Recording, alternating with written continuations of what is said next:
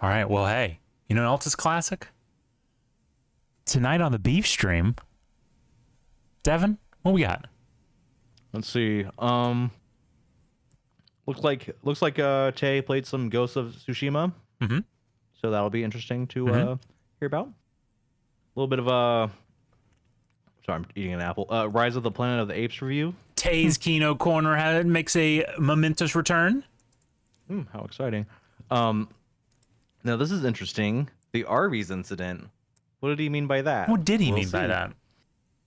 that? Little live in Laurel photos / new lens session. Maybe just a little photography chat in general. Who knows? Mm-hmm.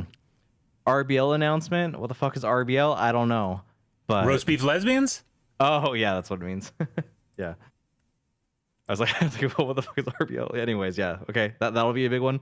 Some sort of housekeeping regarding some tech stuff that we have set up. Maybe a little RuneScape talk, a little Fishtank talk, Clash of the... Bro, Discord fucking crash. Are you kidding me? Are you fucking shitting me? Are you shitting me? I'm so done. I'm so done with Discord.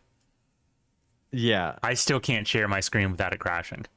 that's so strange. I wonder why that is. I don't know. So, Are thanks, you running Discord. the other thing on a virtual machine, or are you doing like same computer, two shares? Same computer. Oh no, different computer. So that sounds like a great segue into our segment, the airing of the beefs. You got some beefs with Discord? Yeah, I got some fucking beefs with Discord, dog. What is this shit? Beef bill. Where's the beef bill? I forgot what I used. We use. Our avatars are broke. So Oh, well, that's good for a Discord beef. Is that a sound somebody's playing? yeah, this sounds someone's playing. That's a fucking terrible soundboard. Now I have a beef with Discord. Fuck you for having that as a soundboard. Yeah. Yeah. Fuck you, whoever did that. Beef bill. Fuck you. Yeah. There we go. There we go. Yeah. Okay, so beef with Discord. Do you want to expand on that? Yeah. Fuck Discord.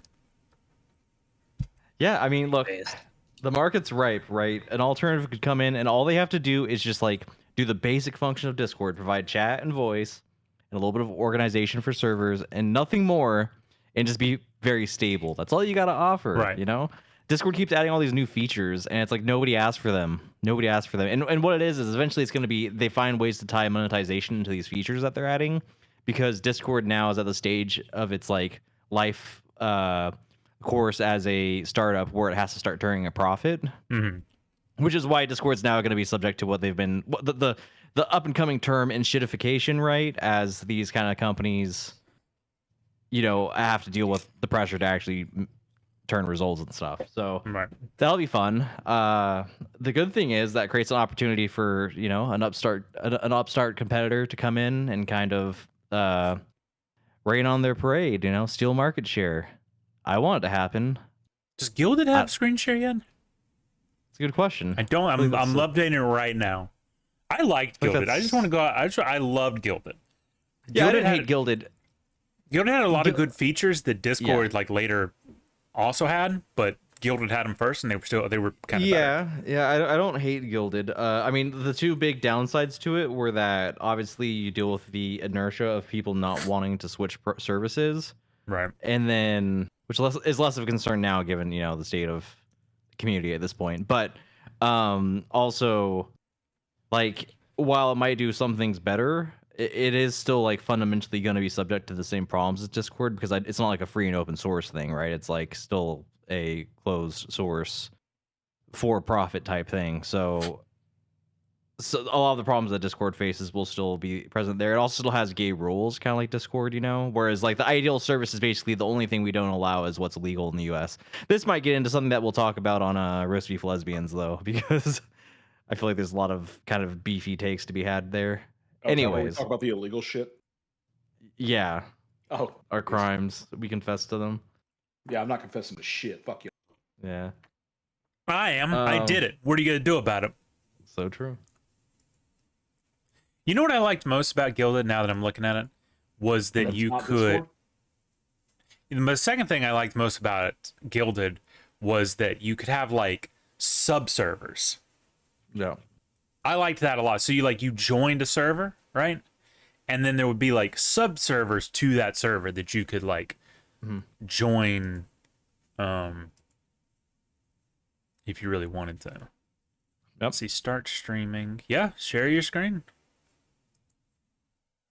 Oh yeah, of course it did. Because oh shit, yeah, god dang.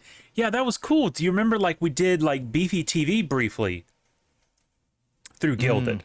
And you could just have it, you could have it all on one platform. Oh my god. Bro. That was cool.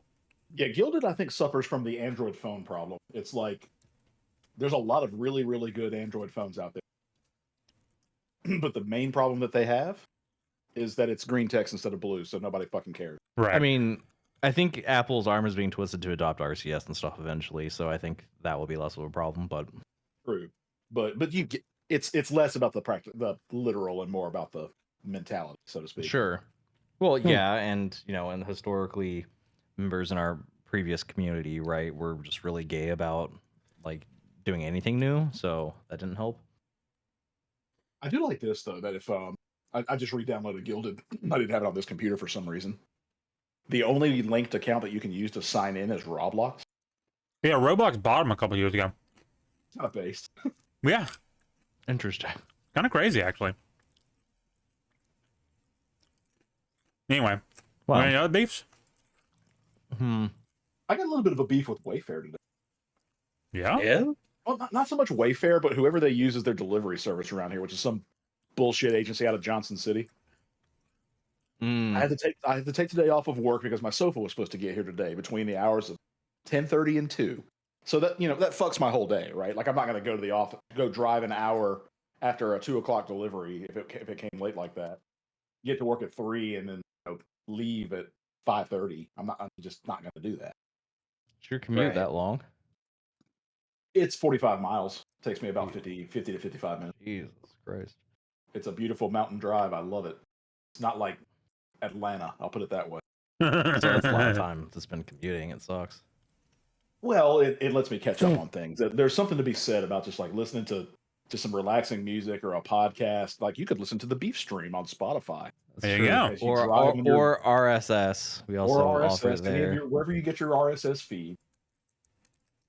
If you have a long commute, if you're stuck in white knuckle stressful traffic, or just enjoying a leisurely drive through the Appalachians, you can check us out on demand anytime you. It's beautiful. So true. Well, but yeah, they called me today to inform me that the driver that was supposed to bring my sofa is in the hospital, so they'll need to reschedule me to Saturday. So not only did they fuck my day today, but they fucked my Saturday. Fuck Wayfair's delivery people. Jesus. Yeah, I feel like that's a not you issue. That's a them issue, and they should Yeah, I feel like you pay out. a guy overtime to come in and take up that shift or something, Exactly. Well, and like you said, it's not my problem, but this is a very common thing with transport drivers these days. They all fucking every last. Yeah, I mean, when a few years back when my mom bought a new fridge, the first crew that came to deliver it saw they'd have to take our door off to get it in the house, and instead of dealing with that, they just went and kicked the fridge to put a dent in it so they didn't have to take it out of the truck. That's a little bit like a little based, a little bit clever, yeah. Oh well, I mean, I don't know. It's kind of fucked up. Like when the next crew came a few days later with a new fridge, like it took them all 30 seconds to get the door off and bring it in. So right, yeah, these dual threat delivery people just weren't having it. Yeah, correct. It's almost like you just know, but without even having to say it, you just know. Based in lazy building. I agree, Joseph. I am certain that Tay and Tevin have got to have some beef past week. Oh well, let's see. I already said mine. Mine's Discord. Fuck Discord. Yeah, well, Discord sucks, but let's see. I was thinking about what happened in the past week, what I might have a beef with. And the other day, since moving to this apartment, I haven't once encountered like any sort of bugs inside the apartment. Like that's one thing I can say is the pest control seems to work pretty well here. Or like just the place is pretty well sealed aside from the mouse incident, of course. But just like yesterday for the first time, it was a little guy. It wasn't a big one. It didn't freak me out or anything. But like just a little itty bitty spider somehow fell down from my ceiling into my lap. And at first I was like wondering if I was seeing things because I saw like a speck fall down in front of me, right? And I was like, oh well, like maybe it's just like dust, maybe it's just like a particulate in the air, Then a couple of minutes later, I saw something crawling across the white part of my desk, so it was really well visible. And I was like, no, that's a little spider. And so I mean I squished it, but I had beef with him. He's dead now, so I think we can call that one resolved, but. That was probably the biggest beef of my week. How about Tony? You know what? My main beef of the week is this morning around 6:30 a.m. A fucking tow truck pulled up and started rattling its goddamn chains. I think I heard that. That was pretty loud. It was very loud. Woke me up. And that means I got up at 6:30 this morning, so I wasn't the happiest about that. But yeah. Did you not go back to bed? I tried. Didn't happen. They didn't even tow a car. They just came and like fucking rattled their chains for a while and then fucked off. So that was a good. What the point of that was? I don't know. I think someone here was having car issues and they called a tow truck, but then it ended up not using said tow truck. All right. Interesting. That would have been a lot better if it was a repo man and like dragging somebody's shit away. Yeah, I would have appreciated that too, but instead, no, they just showed up, made a fucking racket, and then fucked off. Yeah. I'd like them to tow away motorcycle guy's thing. Fuck him and his revving. That's also kind of a beef, but that's an ongoing one. So he did add LED lights to the bottom of his motor. Yeah. That's kind of based, actually. It's not based. Motorcycles are gay. No, pimping out your motorcycles gay. So it's actually pretty based. Here's the thing, though: the lights he went with were like the front half is green and the back half is lavender. A little like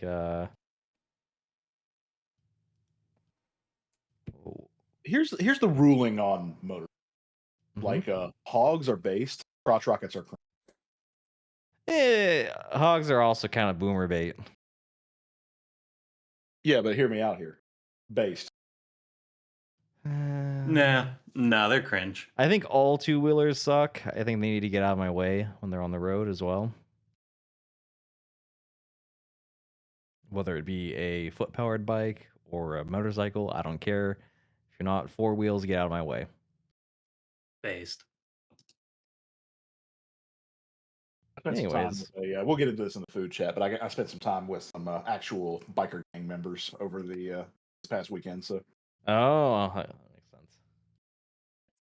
I'll tell you what, anyone watching, listening, receiving this telepathically, right? If you got a beef, 601-651-0519, or we're just in here in Discord at Beefyboys.win. That's kind of that's kind of how we're going with that. And hey, not listening live? Leave a voicemail. We'll listen to it. We'll judge you heavily. We'll also take your input in the comments below the video if you're watching. Comments below the video, live chat. We got Joseph with us tonight as usual. Everyone say hi to Joseph. Hi, Joseph. Just Devin. Honda Goldwing is more stylish than a chopper and contains all the boomer decadence. Now, as our top car guy, Tim, what's your take on that? What's your opinion on the Honda Goldwing? It's not really a car. What is a Honda Goldwing? I looked it up, and it's less cringe than like a Harley, so it has that going for it. Harleys aren't cringe? Like a Goldwing is as close as you're going to get to a luxury sedan and motorcycle. Yeah, I mean, it looks like a practical motorcycle. Like if there's any way to be practical about having a motorcycle, this seems pretty practical to me. Yeah, I think I'm with you on Harleys. I think it's the most famous worldwide cosplay shop where people dress up as motorcyclists. The bikes themselves are good, but they ride a lot of the not so. But although everybody who I know who owns a Harley swears to me that like, as long as you own the correct model of Harley, which the correct model, by the way, is whatever that person owns, then you got the best bike around. But the Honda Goldwing is a very base, very luxurious. If you're going to be on two wheels, that's the way to do it, kind of deal. Gotcha. I'm kind of a I'm not a big fan of the two-wheel death machines. You'll never catch me riding or driving one. Sure. I could be talked into a trike. I could be talked into a Can. Okay. Are those also pretty unsafe? Or oh well, yeah. Anything where you are a completely open cab is going to be unsafe. I see. But my thing that I keep getting the itch every now and then, where I'm just, I want to buy one of these days, and I never end up doing it because it's a total waste of fucking money. Is the Polaris Slingshot. I like those things. They're a little funny. I remember seeing one cringe, but I remember seeing it when that one retard tried to do the hit piece on Sam Hyde, and they like were fucking with him, and they took him around in the Slingshot. It actually does look fun to drive. Oh, it looks like I think you see a lot of those around Pigeon Forge and whatnot.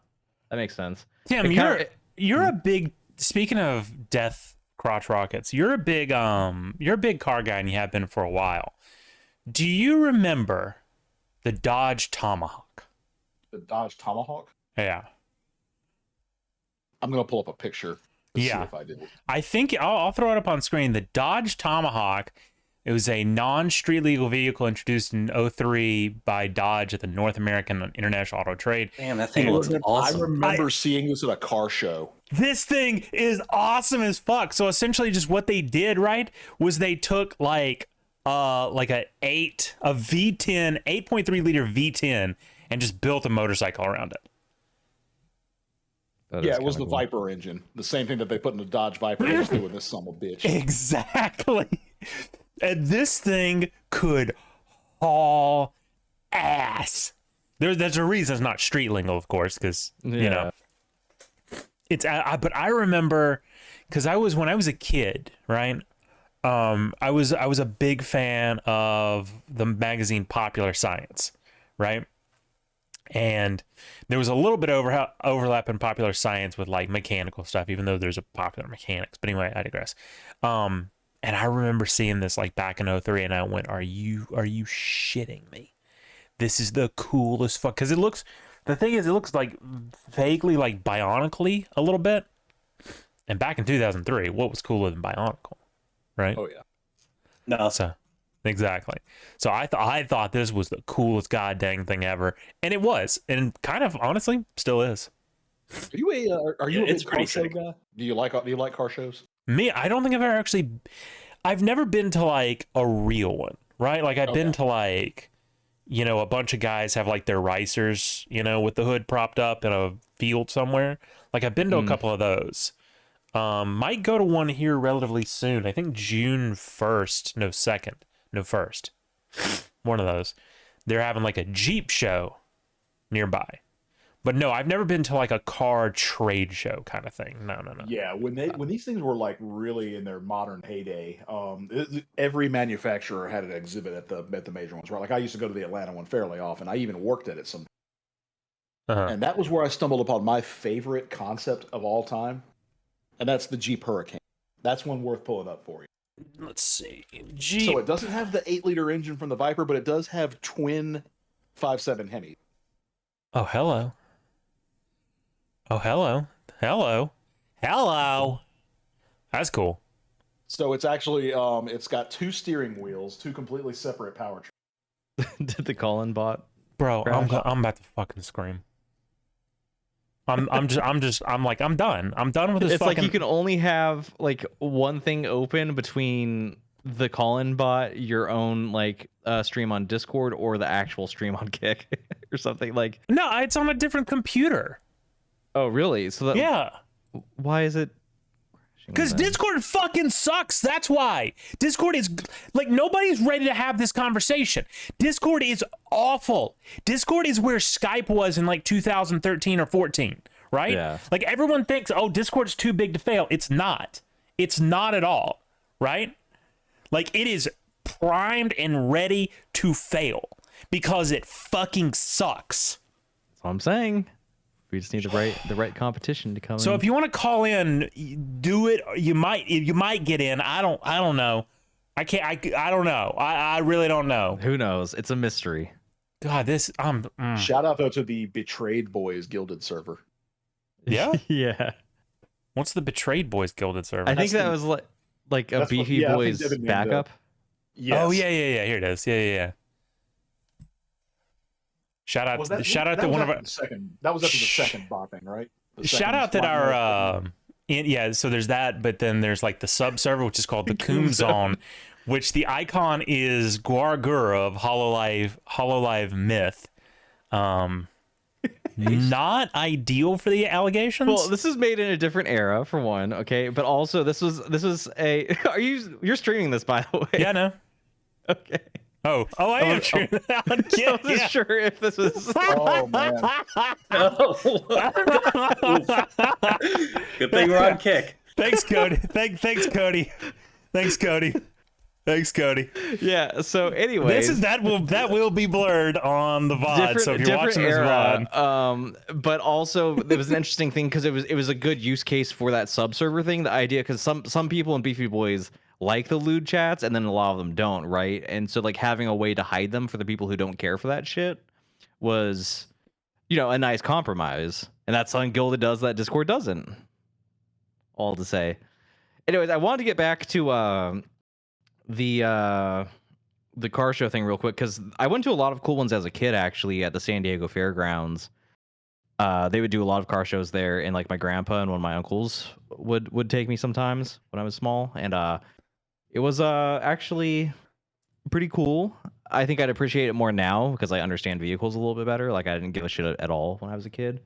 And also because even if I don't really give a shit about cars per se, they're good photo subjects when they're at the shows and they're all like waxed up and looking nice, You like them waxed up?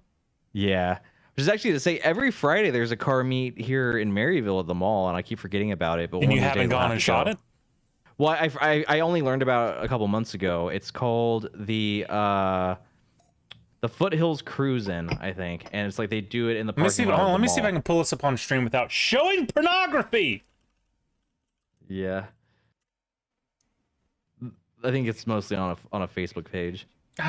We need like a show Facebook so I can log into it when we're doing this. Yeah. Okay. Yeah. Oh, okay. This is kind of cool though. Yeah, it's just like a little mall thing. I don't know what the drive-in thing's about because that's not what the mall looks like, but we were going to do a cruising over the weekend, but we got rained out, unfortunately. Yeah, it could be an interesting thing to check out one of these days, just as something to do on a Friday afternoon or something. And then you know what the great thing about this is too, right? Like you were always talking about like people that do or don't want like pictures taken of them. There's nobody that likes their shit taken pictures of more than car dudes. Right, that's what I've thought about. I was like this, and then since we were talking about motorcycles, I was like also going near the Tail of the Dragon to like Chill Howie and Tallahassee and stuff. I bet you could get a lot of guys there who are just ready to line up with their hogs or whatever, and be like, and I'll be like, look, I'll take your picture, I'll send it to you. Maybe if it's a good one, I'll post it on Instagram. Hey, just follow me. Hey, here's my card. Yeah. There exactly. you go. There you go. That's why those cards brand up. But yeah, There's Charlie. I could go to that one. It actually does remind me too. In Osaka, we passed through. There's like a surprising number of like American LARP vehicles especially in Osaka.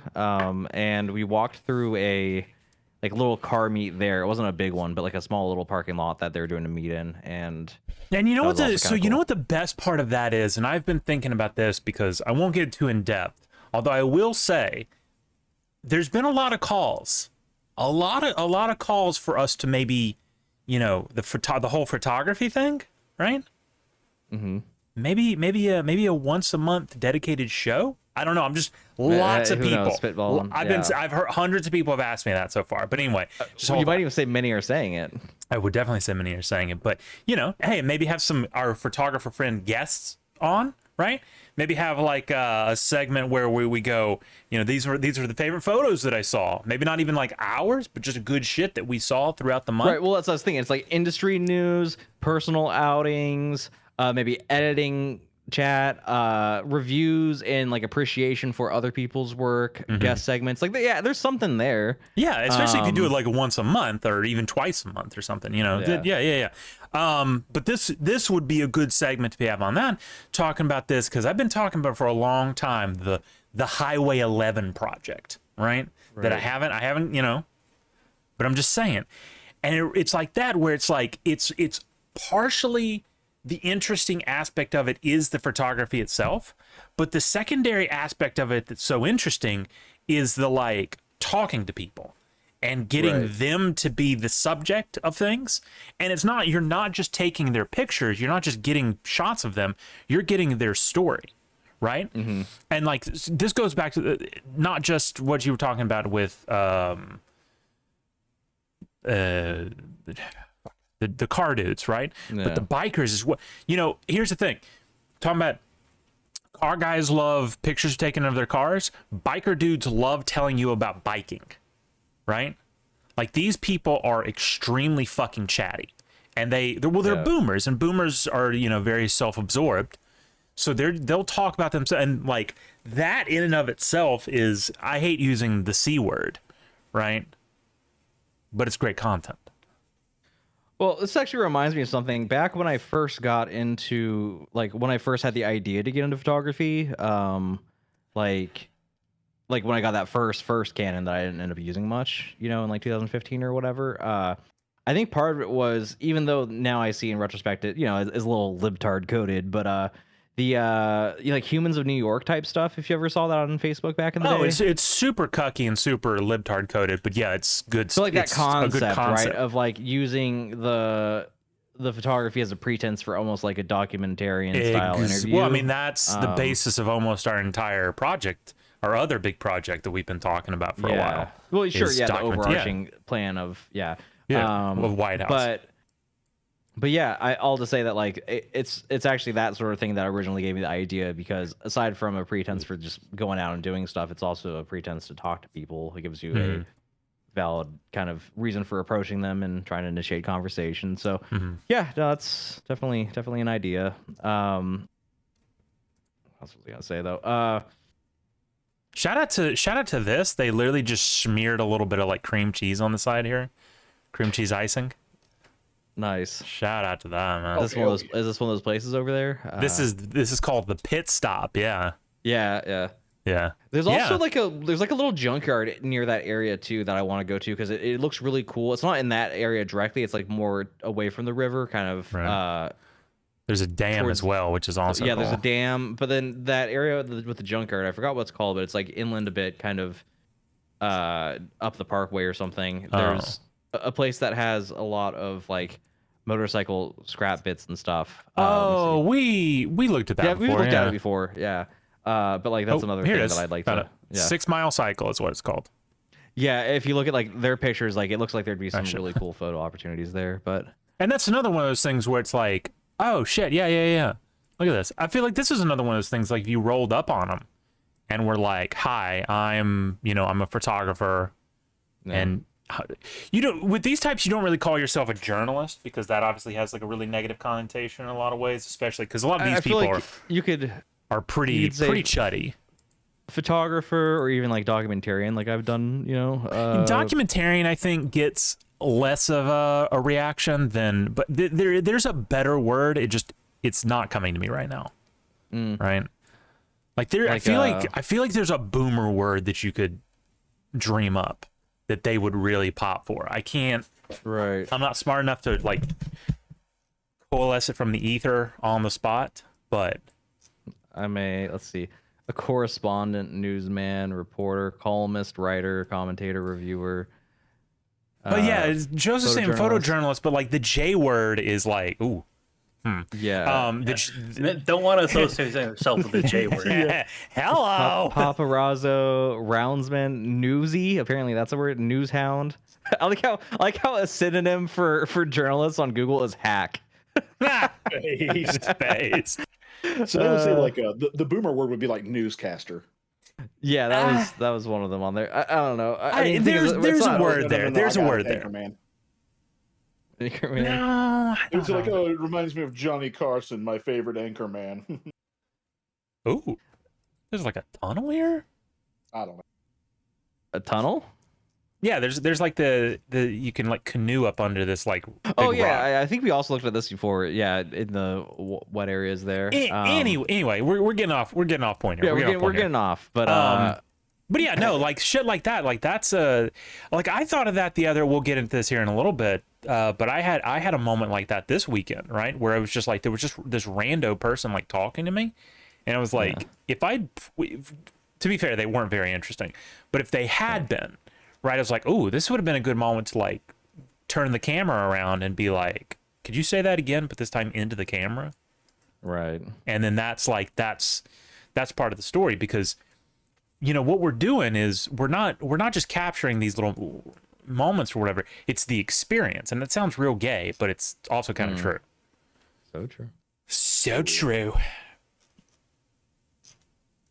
Yeah. Anyway. Well, anyways, we hit a lot of broad strokes there, and then a little. I don't even know what I'm going to title that on that odd. Yeah, a little bit of a preview for some other subjects to come, but branching all right, out. So I think that was all basically downstream of the declaring of the beefs or whatever. So now what are we covering? I think we got them lubed up well enough. Let's go straight into food chat. Okay. I'll start off. No, I'll go. So let's talk about the Arbys incident. All right. Okay. Yeah. What was the Arbys incident? Recently, here as of late, as the weather has warmed up, I've been going to the store at night. Right. Yeah. Going to Kroger or Walmart, whichever I decide to do. And every time that I go out over the last month-ish, let's say, I've got a little snacky snack, just sometimes, sometimes at Wally World, right? They've got chicken or a hot dog or, something interesting. Sometimes maybe I hit up the Sonic. I get a little chili cheese tot, right? I've gone to Checkers before and gotten their fries because sometimes you just want some Checkers fries. Oh, yeah.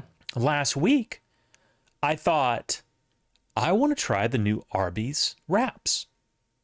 Oh. Yeah. Bold. So I pull over and I go, all right, I don't remember what time they close. I think it's 10, but I'm not 100% sure. Right. Pull over, look it up on my phone. Who can really know, actually? Sure enough, it is indeed 10. All right, great. It's barely even 9 right now. It's like just after 9 or just a little before 9. By the time I get there, it would be 9-ish on the nose.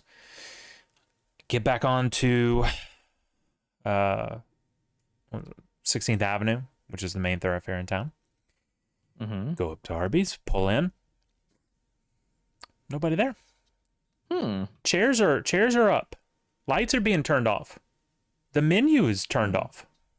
There's one little white girl inside, and she's like counting the register, and I go, what are we doing here, folks? Y'all don't close for another hour. Open up. Nope. Now, I didn't press the issue, right? Sure, you don't want to press the issue. You've already lost my business. Right? Sure, and if you make a problem with it, who knows what they're doing to your food if they do happen to make it, Exactly. Yeah, if I push it, if I'm the guy, open up. That guy? Yeah. Oh, yeah. You're getting a spit sandwich. I'm just not doing it. Right. I'm not doing it. So I pull out and I go and I hit up the bell, right? I get a Doritos Locos taco, my go-to, love it. Whatever. Here's my thing though. If you say you're going to be open till 10, you better be open till 10. And I don't mean open, air quotes. I mean open and ready to receive me wholeheartedly. Bullshit. Absolute bullshit. But you know what's not bullshit? Let's talk about lunch tomorrow. All right? So we got a new place in town called Jack's. Not Jack in the Box, even though the logo is slightly similar, I think. Yeah, I've seen that place, and it's a little Jack's. confusing. And I actually went in here Saturday, right? Which I'll get into that whole story a little bit later on. Only Wendy's has cute enough girls working there to sign up for this spit Sammy. Joseph, someone bonked that dude. That's horny. No, it's so true. He's not wrong. So true. All right, so what Jack's is like? Their thing is like down home, but I don't actually know like what their thing is. They got a double cheeseburger, big bacon. I think the Big Jack. I think that's like they have a bigger Jack. I think the Big Jack might be that. Good Lord, 720 calories. Honestly, their burgers do look like they're kind of just ripping off Jack in the Box. I gotta be honest. Well, I mean, am I tripping, or is the logo also a little bit the same? Yeah, I feel like there's got to be a fucking copyright issue. Yeah, it is. It's a little Yeah, similar. We're in knockoff territory here. Yeah. Jack's. We are deep into knockoff territory. Is there okay? When I hear now, hold on, this is interesting. 1960s. Yeah, when was Jack in the Box founded? Jack in the Box was probably founded after that, so it might actually be The other way Jack in the around. Box, 1951. Oh, Jack really? was first. interesting. And they were in San Diego. They look similar because they use damn near the same font. And and same Jack's Just the colors was Alabama, Birmingham. Yeah, and they're only in Alabama, Georgia, Tennessee, and Mississippi. I feel like the only reason, if there hasn't been a lawsuit yet between them that they've like settled or whatever, is because their territories haven't yet overlapped. I'm wondering if that might be the thing. Oh, trademark design. Yeah, there's no mention of it. Just nothing about Jack in the Box. in the mid 70s, Jack's began using new signage featuring the name written on an angle inside of a red circle. Well, I guess here's a question. Jack in the Box logos. Okay. Here's what's interesting, right? They didn't start using that logo, the one that we all know, until 2009.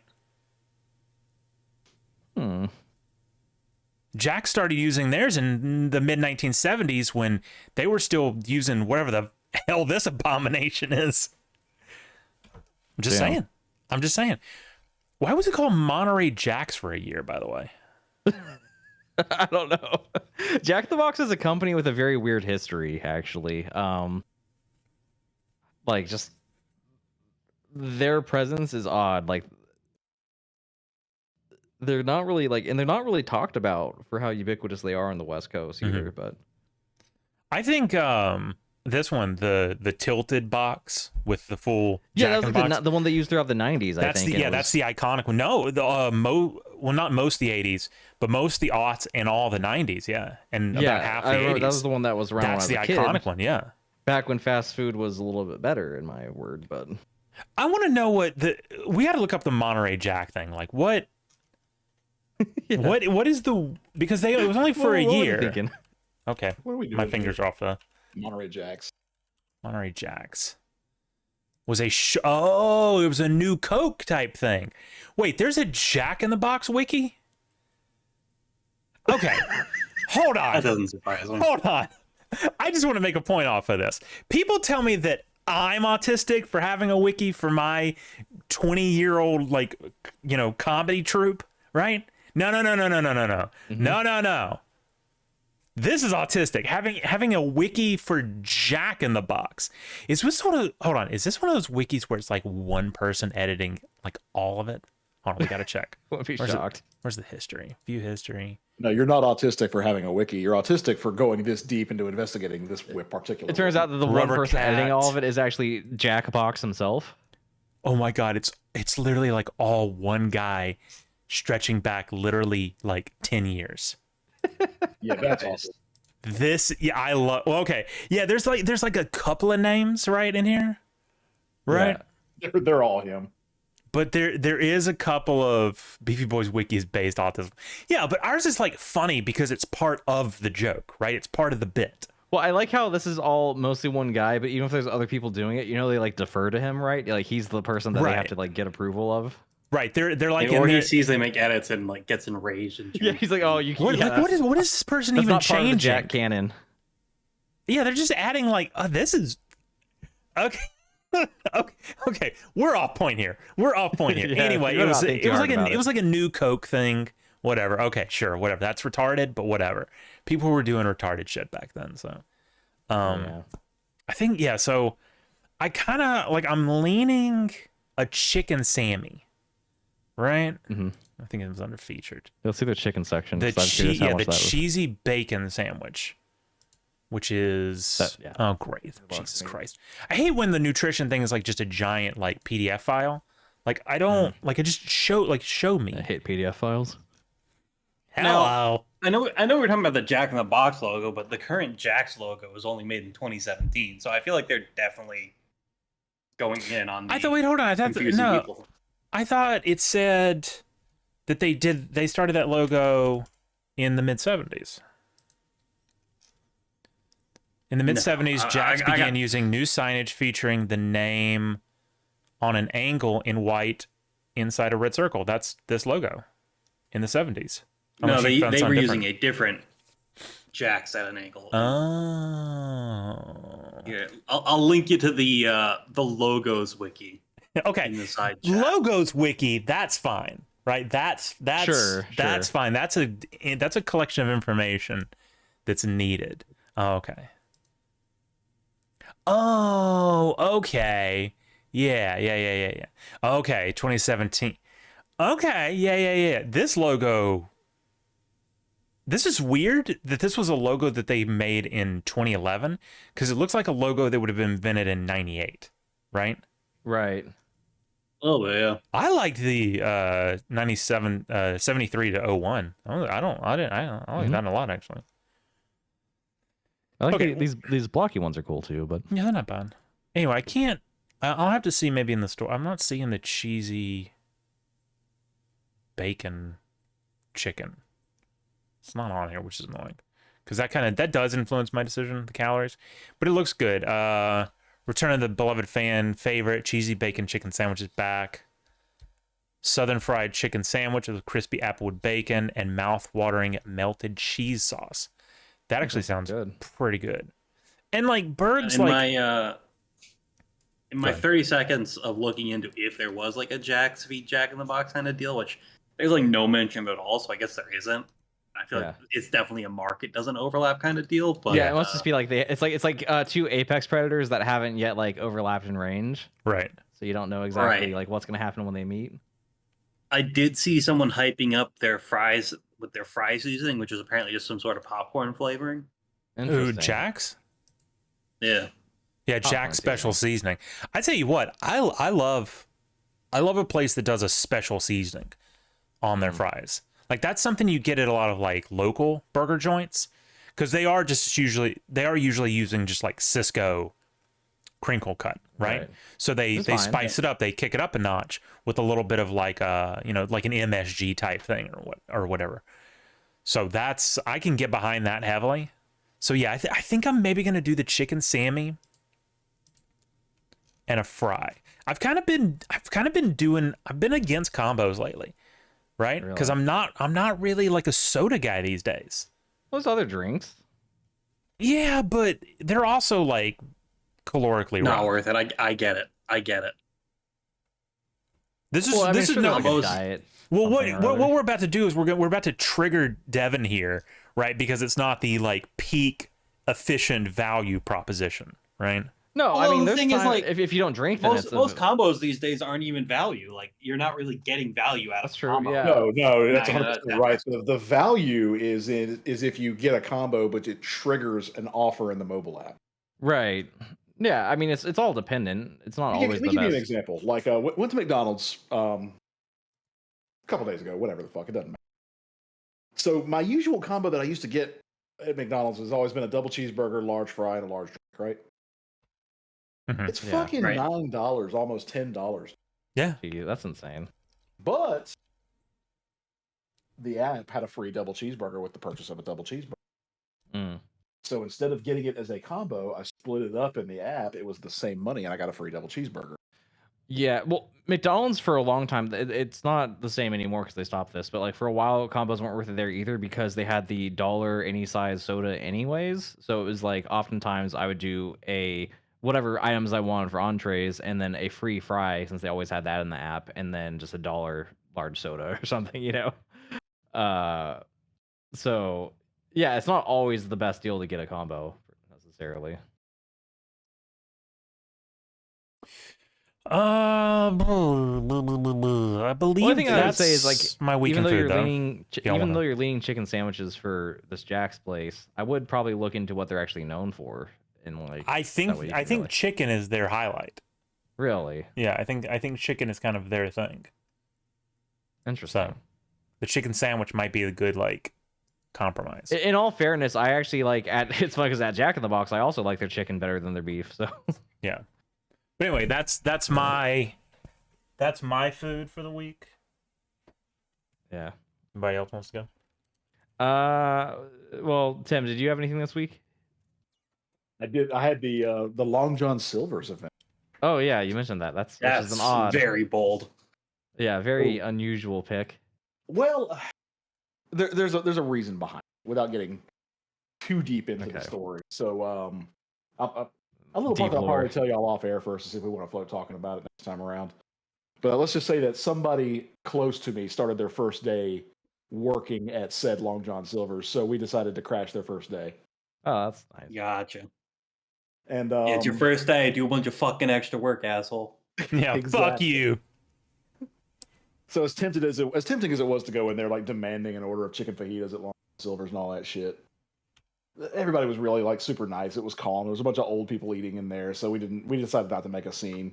But they have this create your own deal where that you can go either tacos, and it's either salmon or shrimp as the staple.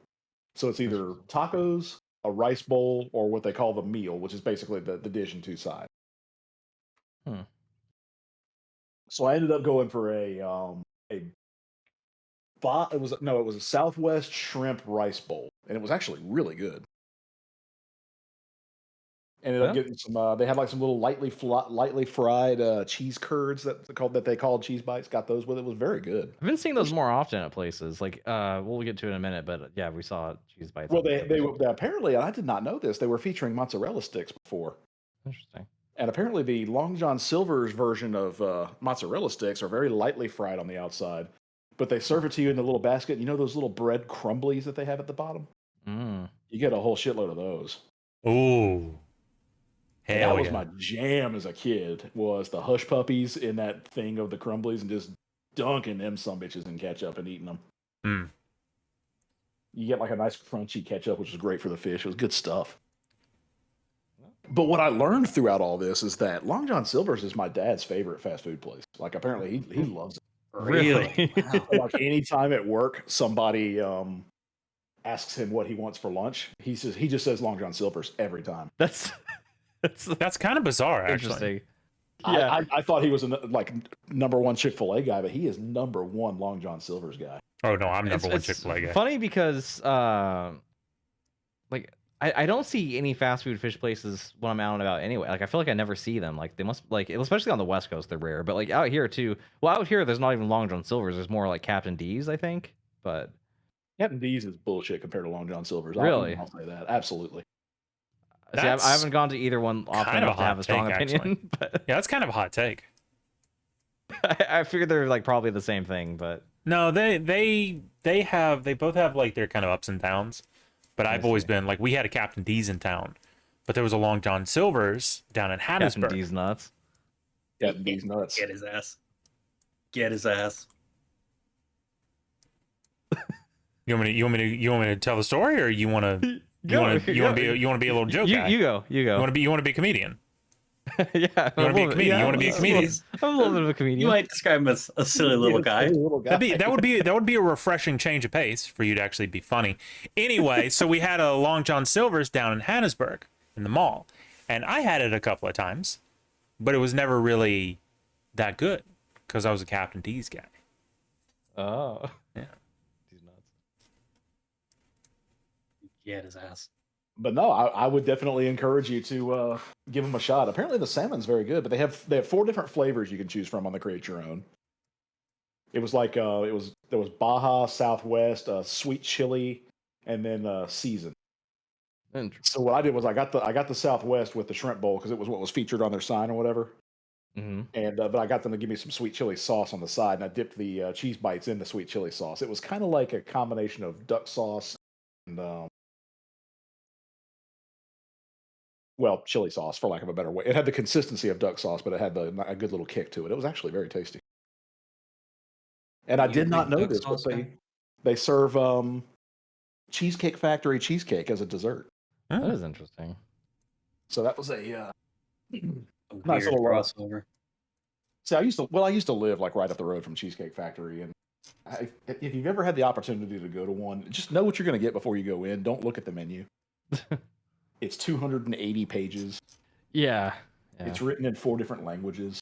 I actually don't see Cheesecake Factory much out and about either. Like, I feel like, well, I bet does Farragut have one? I feel like they would have one, but They certainly do. That There's seems no like way. a certainty. Yeah, that there's no Farragut way would they have one. don't. I associate it with like it's like the areas in whatever given region you're in, like the areas that have the nice white woman mall will also have the Cheesecake Factory. I feel Like like it's, West Town Mall is your Cheesecake Factory. yeah. Let's see, where's this location? You big Oh yeah, that West Town tracks. guy? That definitely tracks. Yep, that's towards Farragut. I feel like I dropped something else in the food channel. I did the Long John Silver's. We studied on the Japanese 1-pound Whopper. Oh shit! No, I've got the weekend, so I did the Taste of Appalachia Festival. Shit, I Oh. really buried the lead there. So unfortunately, the Taste of Appalachia was hosted in Tazewell, Virginia, and what it was supposed to be versus what it became because of the weather was unfortunately a little disappointing. It was supposed to be, going up and down the main street, and all the places would have a little dish that they prepared ahead of time. You could try the little dish, and they would sell the rest of their menu or whatever at a discounted price or what have you, just a tourism thing. But it ended up just, and I don't mean it raining. I mean like it fucking rained. Like it was nasty. Really? So we ended up gathering everybody at this place called Back of the Dragon, which is named after the motorcycle trail that links Marion and Tazewell, called the Back of the Dragon. Yeah. Right. It used to be just 100% a biker, but they've recently started serving pizza there, and I will say that the pizza there smelled phenomenal. I didn't try it this time around, but when I go back, I definitely like it. Looked and smelled. We You ended big up going smeller guy? big smells guy, big on the sense. Do you imagine the smell? You can imagine. Oh yeah. But there were definitely guys there representing their various biker, and it was an interesting sight. Interesting. So the Back of the Dragon is a 32-mile trail. Lots of little neat little twists and turns, beautiful scenery. But yeah, right where the trail ends in Tazewell, there's this well laid out biker bar. It's really really cool vibes in there for a place that's primarily a bar until, like I said, until just recently it was just alcohol and non-alcoholic drinks only. Until they just started doing their brick oven pizza stuff. But they brew their own stuff there. It's just a good vibe place. They had some food trucks parked around. Had a Jamaican food truck parked there, which I thought about trying. Oh, was it? Wasn't Rockies, was it? No, it was a small town joint it was something based out of West Virginia. Okay, because Were they by any chance Jamaican you crazy? Yeah, no, Jamaican me crazy. While that is a place, this was not that. Okay, well, I was asking because we had a place here that went out of business, but then they reopened as a food truck, and I was wondering if they were getting around. This is one I'll look it up and see if I can. I want to say they were out of Bluefield or Princeton, West Virginia. It might have been King of Flavor. Wow, that's a bold claim to say you're the king of flavor. Yeah. No, it wasn't. It wasn't them. I'll look. It'll come to me. Yeah, it was. I wasn't entirely brave enough to try Jamaican food from West. I feel like I've actually seen a surprising number of Jamaican places out here, though, like more than you would think. Well, and I think you've got a lot of college towns too. Like we're relatively close there to Virginia Tech. Yeah. So maybe I don't know. Like I said, I couldn't work my way up to it, but I did end up going to a pretty decent little steakhouse. It was the Virginia Chop House in Tazewell. Interesting. Just had a good little your classic steakhouse meal. Had a fillet. Had loaded cheese fries as the side with cheese and bacon. Pretty tasty, and little salad on the side as well. And had a bloom. That was right. I showed y'all the picture of the bloomin' onion. They had their own bloomin' onion knockoff at the Tazewell Chop House. Very good stuff. Sounds pretty good. Wish I could have tried more, but like I said, the rain was so bad that the places all shut down their outdoor exhibits. So Right. All right, Next time. I got up to piss, but when you mean the chop house, do you mean the same brand of chop house that Urban Meyer finger blasted a girl no, at? no, no, Allegedly. not that shop house. Allegedly. Yeah, that's alleged. No, this was called the Virginia. Nothing alleged about that, brother. There is footage. No, that happened. Yeah, altered footage. I liked the architecture of the place though. Tay would have appreciated this. It was an old Clinch Valley bank building repurposed into a steakhouse. Big Clinch Valley guy. You know, Big Clinch Valley guy. In fact, someone even called me Clinch Valley's top guy. Really? Is that right? Yeah. That is right. have you even gone trout fishing in the Clinch yet? Ha, bro. Ha, have I gone Do you trout know fishing? what state the Clinch Valley's in? Of course, it's in a state of bliss.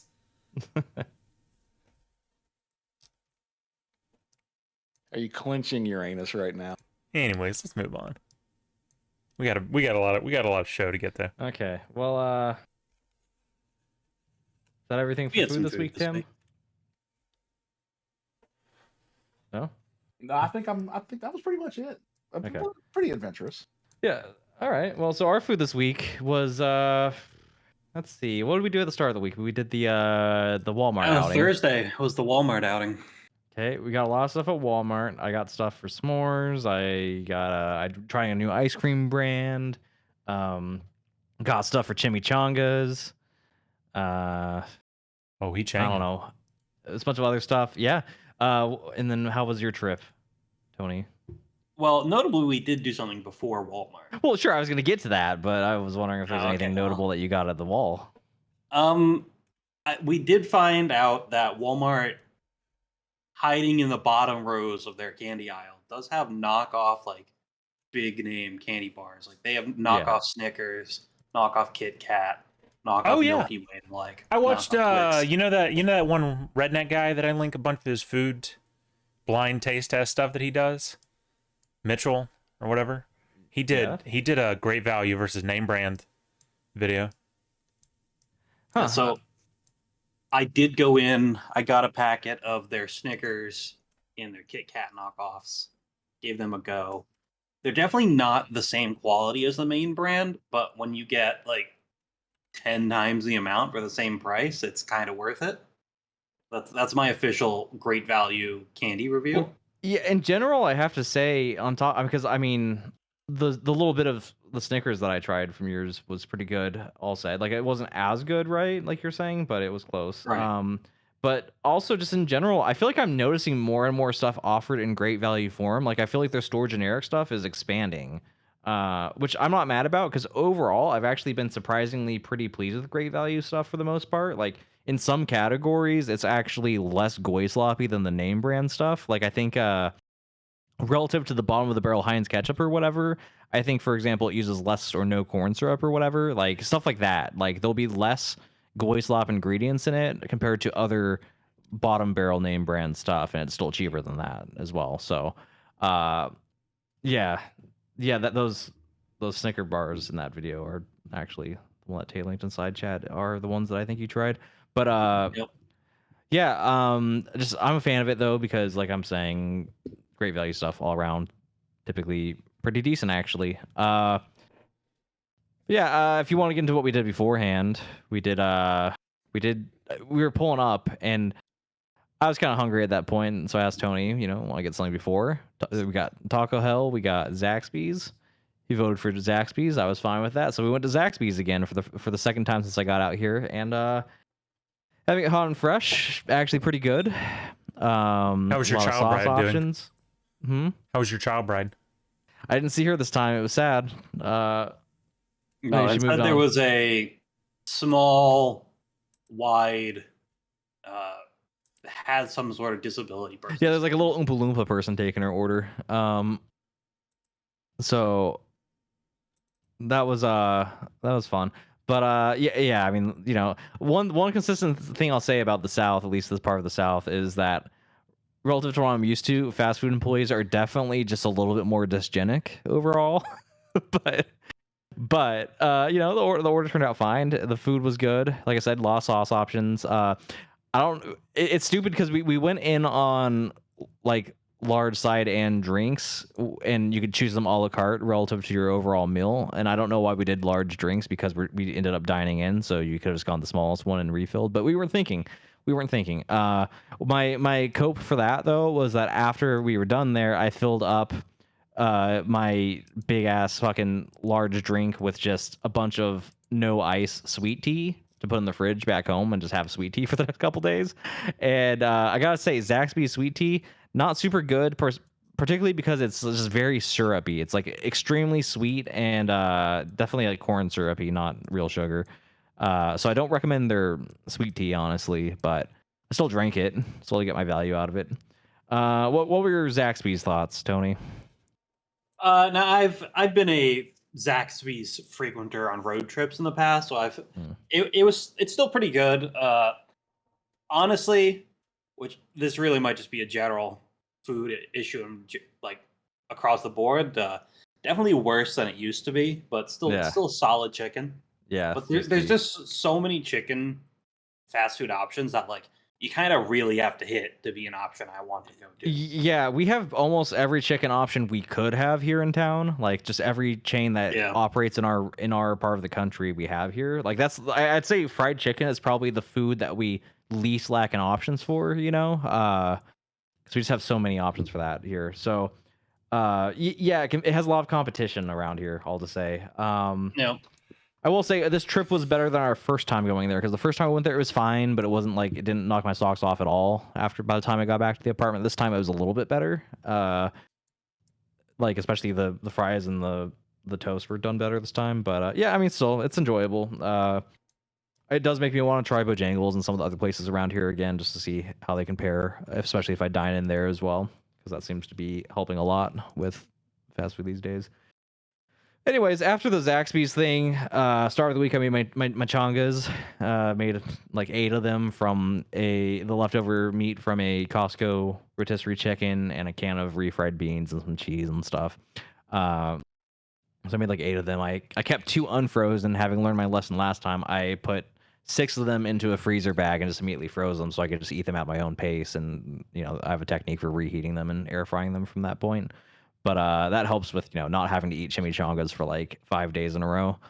So it's still good, big chonga guy. It's a reliable comfort food in my family. Aside from that, chongin'. I do be chongin'. Aside from that, I tried instant grits the other day. Like, I've had grits before, obviously, but I've never actually just like bought grits to make at home. But as a true Southerner, I figured I should probably get in the habit of doing that too. So made that with some fried egg, cheese, butter, and so on. It was pretty good. It's fine as a little breakfast snack. Get his ass. Yeah. So what else? Then I made those s'mores, those like oven s'mores, where I like kind of broiled the marshmallows on top of the chocolate and the graham crackers. And I thought all said it turned out pretty good. I'd adjust the technique if I do it that way again. And to instead bake first to get things kind of melty and get the surface area of the marshmallows spread out more and stuff, and that way they would also prevent the crackers from burning underneath the broiler. But did you end up having any of those, Tony? Did you have any? Yeah, they were solid. I mean, they were oven broiled s'mores. Yeah, I would say that like actually the toasting of the marshmallow actually worked out pretty well, all said. Like I said, I just changed the technique up a little bit, but flavor-wise, pretty good. And then, let's see. A bunch of other little goy snacks throughout the week, but yesterday I tried an experiment because I had some pork chops in the freezer for a couple months that I've been meaning to use, and I was like, I started thawing them out, not knowing exactly what I was going to do with them, but I figured I'd figure something out. Ended up deciding to do like pork nuggets with them, because I like started marinating them with kind of like Asian flavors of like soy sauce and sesame oil and vinegar and stuff, and then I ended up adding cornstarch to that to make it a little more of a slurry, and then dredging it in flour so it would stick, and then fry them in a small little pot so that I wouldn't need too much oil. I just did it in batches and stuff. And all said, turned out pretty good. I think I enjoyed them. The kind of brine marinade I did for them made the salt levels pretty good. They seem flexible. You can eat them kind of like karage, which is like the Japanese fried chicken, or you could probably sauce them more like Chinese fried chicken.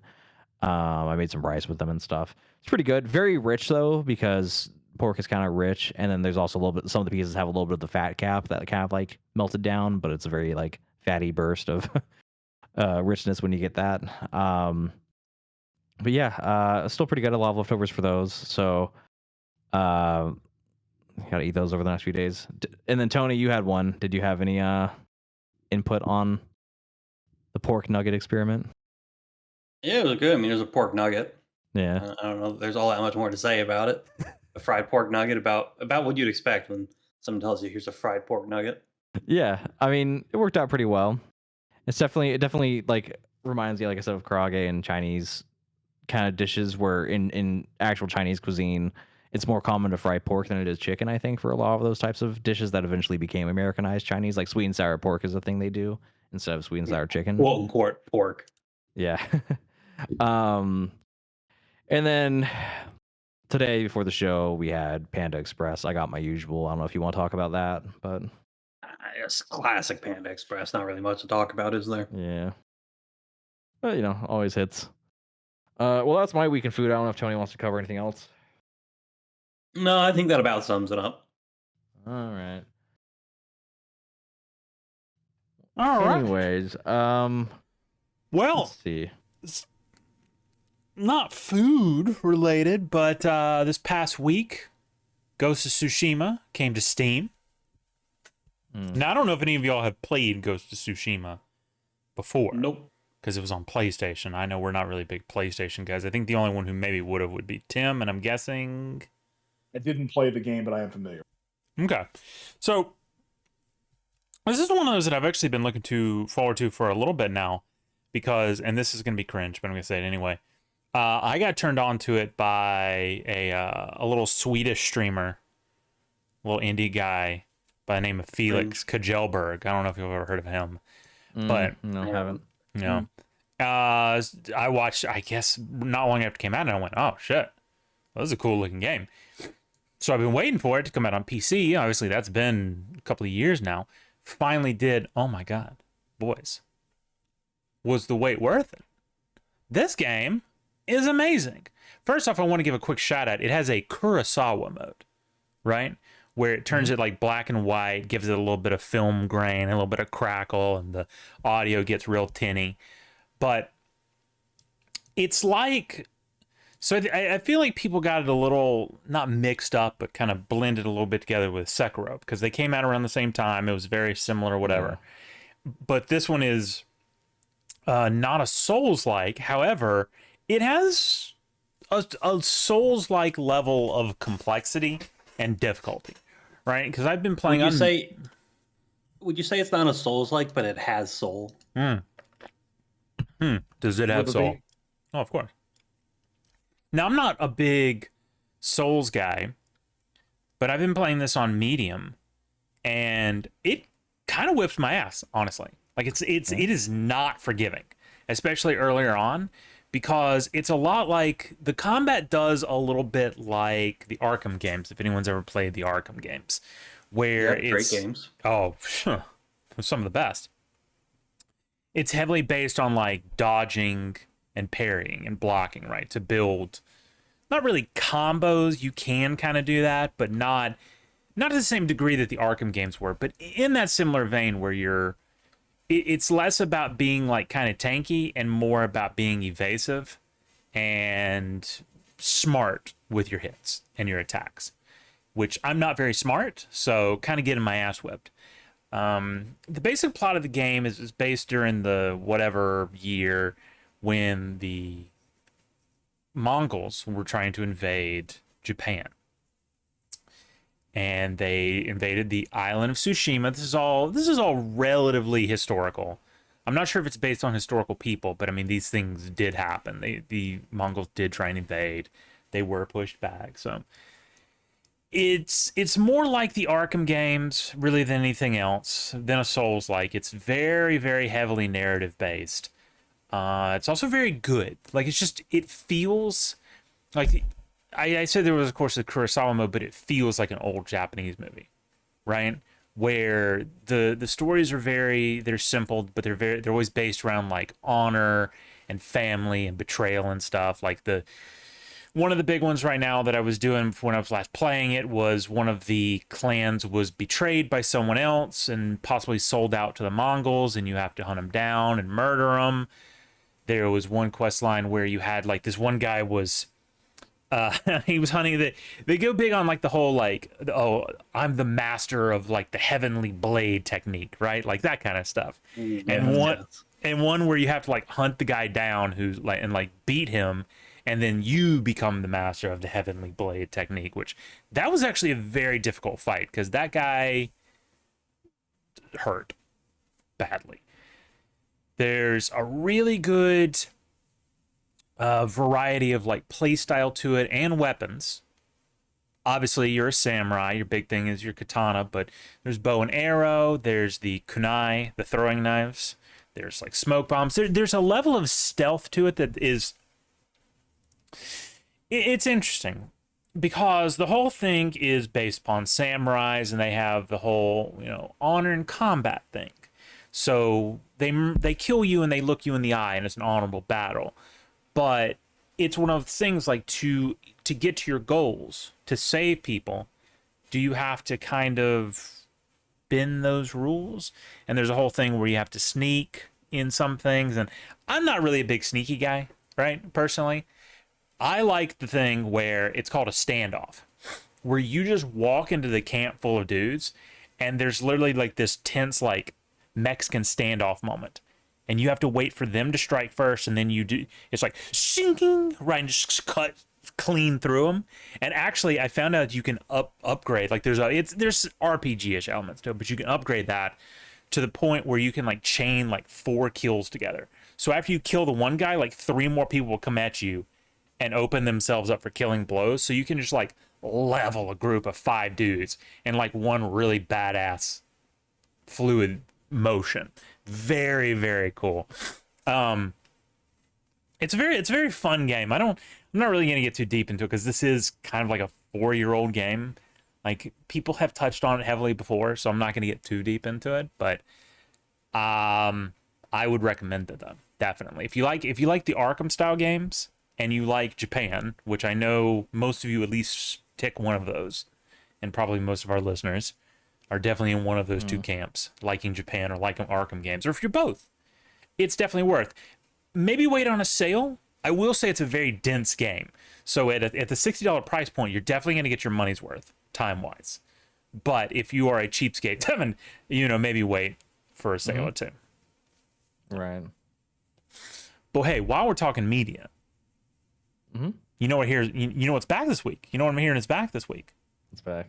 Tays Kino Corner. Is it perhaps the Kino Corner? It's the Kino Corner. Yeah. Hey, round of applause for the Kino Corner. Yay. So we took off last week, right? Because I had to reset after Transformers, right? Which transformed my life. Okay, right. No pop for that. That's for the better or worse? I'm not answering. Right. You pick. I had to take a week off, and then Devin, of course, did his Dune thing. So I was like, all right, this is perfect. So I come back this week, and I'm ready for a new franchise. And gentlemen, that franchise is Planet of the Apes. Now, we're talking the 2011 one. We're talking about the reboot, not the originals. I've never seen the originals. I've seen a bit of like the first one, obviously. The iconic, like, you bastards, you blew it all up, the Statue of Liberty, blah, blah, blah. So when this one first came out, I rolled it. And for years, I thought these movies sucked. Until this newest one came out. The new one that's out right now is Kingdom of the Apes, which has pretty decent reviews, so I might go see it in theaters. I don't know. I haven't decided. But I thought, these movies are garbage. It's just some shit they keep pumping out. But after this new one came out, and I started thinking about if I was going to go see it, I looked up the old ones and I went, holy shit, these are like Rotten Tomatoes has Rise of the Planet of the Apes at geez, let me pull it up. 82%, which is not bad. Right? Like that's certified fresh. 77% audience, which is also not bad. And I think the next one, what is it? Dawn of the Planet of the Apes? Planet of the Apes. It's 14. Yeah, it's even higher. It's a 91% on Rotten Tomatoes. That's nuts. That's literally nutty. So, okay, I'm wrong. I was wrong about this. All right. Let's look into I've seen the first one. that. All right. And that's Rise of the Planet of the Apes. I watched that one too. I think a lot of people have seen it. Maybe, probably. Because it is a classic. I think it's been on TV a good bit as well at this point. But so I don't know what the plot of the original movies was because I never saw it.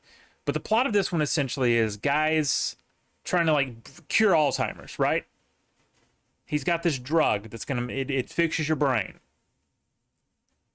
We got to test on apes. Sure, okay, fine. So we're testing on apes. They're doing good. They're getting smart and everything. Okay, one of them freaks out. We got to kill it. We got to put it down. Oh, turns out it had a baby. That's why it flipped out. That's why it flipped the fuck out. Okay, understandable. We shut the whole thing down, though. I'm taking the baby home with me. Because it smarts. Got it from its mama, right? Through the blood. Amazing. So, like 7 years, this dude, 7, 8 years, I don't remember. 7 or something years later, he's raising this monkey like it's his son, right? Guy plays, but James Franco, by the way, who I thought actually, not gonna be rude, kind of sucked. Not great in this movie. Found out Tobey Maguire was supposed to be the lead. Damn. Broke down. Hated it. And then, different movie. All-time classic, possibly. Neither here nor there. But I tell you who was in this movie and was an all-time classic.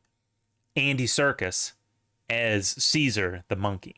Now, Andy Serkis, of course, in his best motion capture role, we all know Gollum, right? Killed that. Yep. He was great in this as well, in a role that he literally like said 4 words in. Just an absolute all-time performance. So, anyway, the underlying theme of the whole thing was as Caesar starts getting smarter, he starts kind of being resented as being seen as like a pet. He resented being seen as an animal. Because at a certain point, he's like, well, I'm kind of just as smart as y'all. Like, what are we doing here? So, at some point, Franco's dad, who also has Alzheimer's, he was doing better because of the drug, got worse, had a little bit of a spell, right? Maybe went a little ape shit on Rodney from Stargate Atlantis, right? I'm gonna admit, I popped when I saw him. I went, hey, that's the guy from Stargate Atlantis, whose name I don't actually know. And I don't think he's actually even credited. Here we go. David Hewlett. That's it. Yeah. He's like way down here in the like the bottom section, even though he played arguably like a really important role, which we'll get to in a minute. So yeah, the dad goes nuts, whatever. So Caesar comes out and he beats the shit out of someone. So they got to put him in like a sanctuary with a bunch of other monkeys, right? And they're mistreat him there. Draco Malfoy's there apparently. Kind of popped when I saw him, and I was like, "Oh, that's rough. You didn't age well. That's fine. It happens to the best of us. Not me though, because I'm extremely handsome." Actually, what does Tom Felton look like now? Because I feel like I saw him not too long ago, and I just went, "Oh, it's 2024." I was like, "Ooh, that is unfortunate." Oh no, he's looking all right. It's that hairline. And it's not even that it's going back. It's like that it's unevenly going back, which is kind of a rough one. Yeah. What is he? He has a stain on his jacket in this picture for some reason. Okay. Is that his girlfriend? Old She's fashioned. Is that his kid? No, that's just something. I don't know. Yeah, he's doing all right. But anyway, the problem with Tom Felton is he just always kind of looked like a kid, right? Right. Even when he wasn't, because he was 36. So he was 24 in that movie, but he still looked like he was like 15. A little rough. Yeah. Anyway, so he's an asshole. Sure, tale as old as time. Whole thing is, Caesar's getting smarter, right? He starts coordinating the monkeys. Yeah? Eventually, he figures out how to get out of this sumbitch. He sneaks back to Franco's house, who has like an updated version of the drug or whatever. The whole drug plotline was a little convoluted, but whatever. I didn't sure, whatever. Brings it back. He gasses all the other monkeys because it's aerosol now instead of a injection. And then they all become smarter. And then in the best fucking scene, they did a couple little callbacks, by the way, throughout the movie, which I really liked. Like there was one where when Caesar was living at Franco's house, he was putting together a Lego kit of the Statue of Liberty. And I went, I get it. And then near the climax of the second arc, there was a bit where Felton said, "Get your hands off me, you damn dirty ape," which I popped for that too. I was like, I know that line. I didn't see the original, but I know that line. Yeah. So in the part that I popped for so hard, right, was when they were planning to like do their like big rebellion or whatever. Caesar's standing out in the middle of the big play area that they have for all the monkeys. And Felton comes out there and goes, "Oh, get back to your cage," and like shocks him or whatever. And they have this little fight. And then he grabs him and he gets close to him and he's trying to pull the thing away. And he's like, give it back.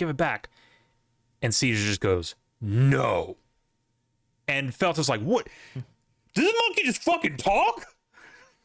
Which is a reasonable reaction, by the way. Very reasonable. If a monkey talked to me, I'm holding that one in.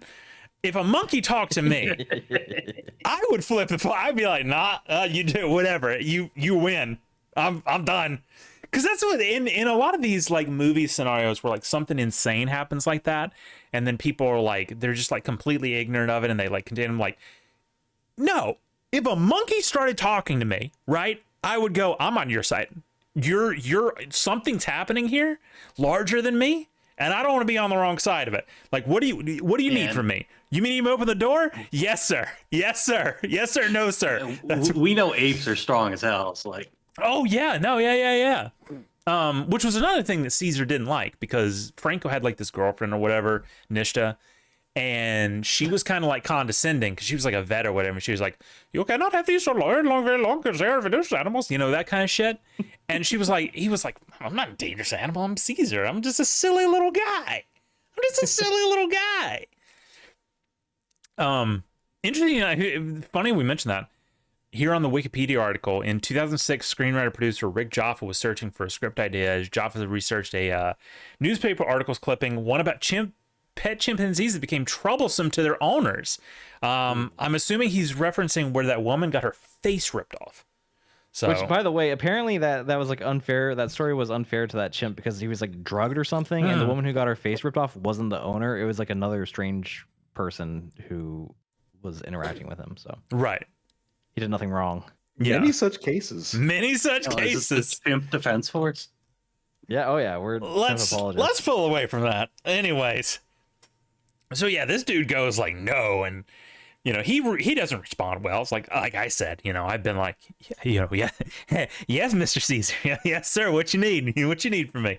But no, he Devin defending the chimp out in many such cases, honestly. Many such cases.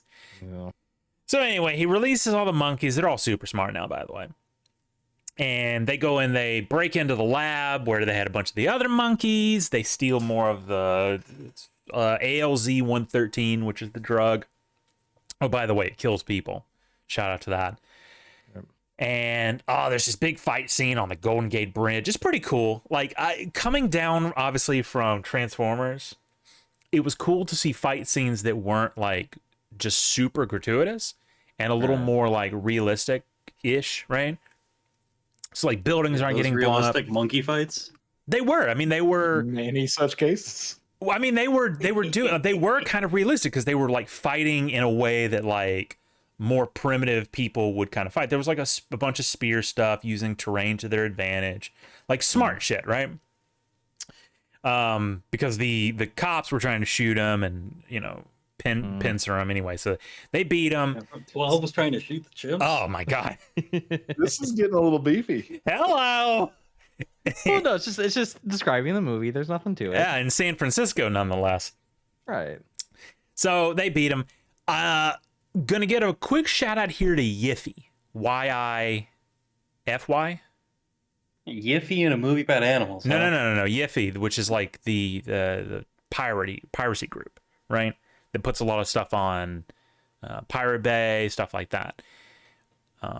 This was their copy of it. Corrupted. Right at the very end. Literally the last 10 minutes. Right at the best part where like the big like gorilla dude like fucking LeBron leaped from no, I'm not making a joke there. LeBron leaped from the bridge onto the helicopter where they had like the LMG like a killer scene, dude. Absolutely. And it froze like midair and I was like blood. So I had to come in here and find on like, you know, freemovie dot, you know, CA or whatever it is. So watched the end of it. Kind of brought me down from it. It didn't sour me on it because I thought the ending was a little like it was just whatever. You know, they finally what they were trying to do is they were trying to get out of the city. They wanted to get into the redwoods and it's like this is where we'll be free. We can build our, you know, we can have our life here away from the humans. That's all we want. Because Caesar wasn't about hurting humans. He just wanted to be away. Yeah. What? I don't know the plot. I'm just assuming he eventually wants to hurt humans. No, it's actually he never wants to hurt humans, I think is the plot. Because there's another monkey, Koba, that's the bad guy. Like he's the bad guy. He's a real bad guy. Yeah, because you said that like something about later movies that actually there's some monkey versus monkey shit that happens or something. The next two movies are monkey versus human. And I think Caesar is because Caesar was raised by Franco, right? And he loved Franco, right? That was like his adoptive father. And at the end, he was like, Franco was like, "Come home," right? And come home, monkey man. Caesar went up to him and said, "Caesar is home." And Franco was like, "Oh shit, you just talked." And then went, "Oh, okay, all right, fine." He did the reasonable thing. If a monkey talks, right, you just go, "Okay, sure, do what you want. You can talk." Yeah. And that was the end of it. They go into the forest. It's like, yeah. And then later on, it is monkey versus human because Caesar, obviously. Well, what happens is, bearing the lead here, to go back to what I was saying earlier, the ALZ-12 is what made Caesar kind of smart, right? Right. It was ALZ-13 that got him to the point where this dude could start talking and start doing strategy, right? ALZ-12 worked on humans, but your immune system would eventually destroy it. ALZ-13, though, was more powerful and it was aerosol. Your immune system couldn't destroy it. However, it also caused your brain to start bleeding and kill you. Right. So what happened is one of the scientists that was working on, he got exposed to it. And when he was trying to find Franco, he went by his house and he sneezed on Rodney, the guy from Stargate Atlantis. Guy from Stargate Atlantis, what's his job? Pilot. International pilot. So guess what we just did? We just created a deadly international pandemic. And I want to say, like, by the time of the second movie, society has just completely collapsed. Like, everyone... that's not really a spoiler, because, I mean, they you know, 10-year-old movie, blah, blah.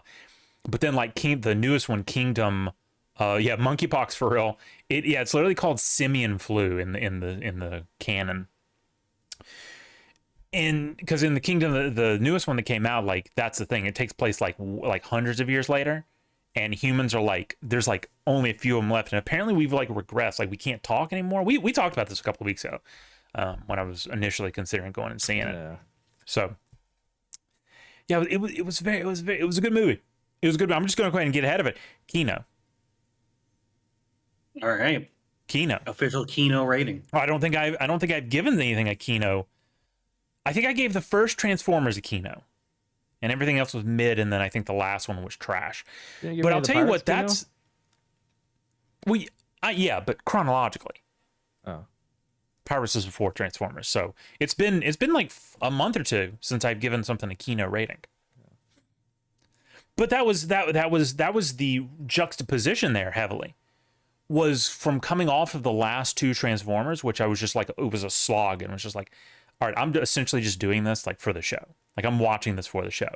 To watch this where I was like engrossed the entire time. And I was like, I want to see more of this. I legitimately thought about just watching the next one like right after it because it was so good. Like even Transformers was like, it was just cheesy, right? But this was just interesting because it was like, I was waiting. I was like, when is this dude going to start talking? Because that's going to be awesome. I'm enjoying watching how this dude's progressing. Like he keeps getting smarter, and that's awesome. I love it so much. Great movie. Absolutely hard recommend. Next week I'll be back with Dawn of the Planet of the Apes. And I'm probably not going to see Kingdom of the Planet of the Apes in theaters. If I go this weekend, I'm definitely probably going to see Saturday. Oh, fuck me. There's Mad Max starts this weekend, actually. Oh, and Fall Guy's not even in theaters anymore this weekend. No, I think that's already digital. Fall Guy. Yeah. Fall Guy is, there's one more showing and it's tomorrow at 1:30. So I'm missing. Just started pouring here. Anyways, I'm missing that. Okay, that's fine. That was kind of like comedy, right? Yep. I can catch that on digital. Man, do I go see Furiosa though? Shit! There's a 10 o'clock showing for Furiosa next Tuesday. Oh, let's fucking go, dude. People were saying that Furiosa is like possibly better than Fury Road was, so I'm probably gonna go see it. That's what people were saying. There's also a fucking showing of Planet of the Apes at 9:50. Damn it, bro! What have I been bitching about for like a month? Was that my theater had stopped doing like late night showings on Tuesdays, and now they're doing 2, and they're right. Fuck me. I guess I could go see Kingdom at 9:50 because it's more likely to be out of theaters sooner. I mean, Furious will definitely be there a week later. Maybe not that time slot, but it'll still be in theater. Yeah. Okay. Yeah. Because the monkey movie's older, I'd probably prioritize it just in case. June 8th. Shit, I went too far. Wait, is this calendar fucked up? Or am I fucked up? I got a pot for just calling it monkey movie. Not gonna lie, that was pretty funny. I don't know why. The monkey movie. Monkey movie. Monkey. It's like the Gorilla Channel. 28.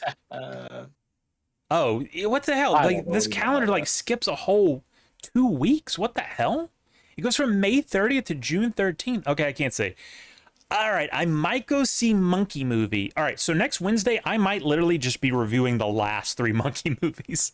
We'll see. Big culture corner next week. Yeah. Big culture corner, and then I might. All right, I might go see Furiosa Saturday then. Okay, yeah. So if it's already airing, I might go see it this weekend. It's my birthday weekend, by the way. Okay. So I was thinking about going and doing something. Or happy early birthday. Oh, happy birthday! Thank you. Okay, so yeah, let's later, but yeah, we'll discuss that. But man, okay, so we could maybe do a dual Kino corner. Anyways, we'll do a dual Kino corner. Yeah. Okay. Yeah. Okay. Excellent. Okay, this is gonna work out fine. Yeah, man. That what did I say? Saturday at 10. Yeah. I'm gonna do it, bro. I tell y'all what, and we have talked about this ad nauseum, right? But like, I'm #1 late night guy, right? Yeah. And this like post 2020 culture that we have now, like nothing's late anymore. Nothing happens late in the at night anymore, like ever. Yeah. So, I don't know, killing me, dude. Well, it's like my grandma always said: nothing good happens after midnight. See, that's the problem, though. It used to be the best things were after midnight. Right. Now nothing's after midnight. Oh my God, how cool! You know what's never been open after midnight, Devin? Church. Well, there should be. That's demonstrably true. Midnight mass is a thing. Yeah. Well. Okay, sorry, I forgot who we're talking to. I wasn't talking about sanctioned demon and abortion worship. Oh, all right. I'm not. Well, no, also, look, I wouldn't be mad about more churches having just like around the clock stuff going on. Honestly, that'd be cool. But But anyways, yeah, Furiosa might have to go see that because, like I said, some people were saying it's better than Fury Road. Fury Road was one of the best movies I've ever seen in theaters. So I was gonna think I say again. Maybe I could go one. Is it in the big theater? Oh no, it's in the little theater. I don't know how I feel about that. lame. Why is it? Yeah, why is it in the little theater like 2 days after it comes out? What the hell? Yeah, it's in the big theater. Is it gonna be in the big theater Friday? I could go. I can't go Friday. We got our show. It's gonna be in the little theater anyway. Doesn't matter. Unless the airing was before the show, because we're gonna do the show. Oh, late. Okay, I see. That's in two. It's on two screens. That's why. Okay. Oh, I see. So 7 o'clock viewing is on the big screen. Well, I think they're the same size. I think it's just the theater that's. I don't know, and I don't care. Point is, I want some fucking popcorn. Thanks. So I might go Saturday. I'll go Saturday. Is the 7 o'clock? Yeah, the 7 o'clock Saturday's on the big one as well. I'm also leery of the last time I went to the big one. I had to sit next to two women. So Ooh, that's yeah, rough. fate worse than death. unfortunate. Fate worse than death. All right. Well, I tell you what. Speaking of shit we've been doing on Saturdays, boys. How y'all feel about doing a little photography chat? Oh, I was gonna say that for the end because these two check out usually by the time we do That's that. a good point. We'll skip it. We're talking about what I was going to do Friday. Friday. We got something big happening. Friday. Friday at 10 Eastern, 9 Central. A little show called The Roast Beef Lesbian's going to just debut. So they say. What is The Roast Beef Lesbians, Devin? Well, we used to have a show called The Snake Pit, and also a segment called The Snake Pit, and then we also did Beefy Boys After Dark, or the Beef Stream After Dark. And both those things were like formulated around doing segments that we couldn't do on our normal platforms because we wanted to talk about stuff that would be inappropriate for them. So it's kind of a similar concept of a show for, it'll be on Rumble, if I recall. Because we can get away with certain things there, and just a way to talk about things that we're not allowed to normally talk about because of the risk of being deplatformed if we talk about them. Right. So yeah, it'll be on Friday nights, pretty late, and yeah, be good. Yeah. That was that whole segment, by the way. That was the whole segment. Announcement. But I tell you what, we can get into a little bit deeper if you want. Is the Beefyboys.win? We've changed it up to be kind of a link tree thing, right? Well, so the thing is, however many shows ago, I promoted paleprude.com, right, my personal site, and for that I used a template for Hugo. Hugo's kind of like WordPress but lighter weight.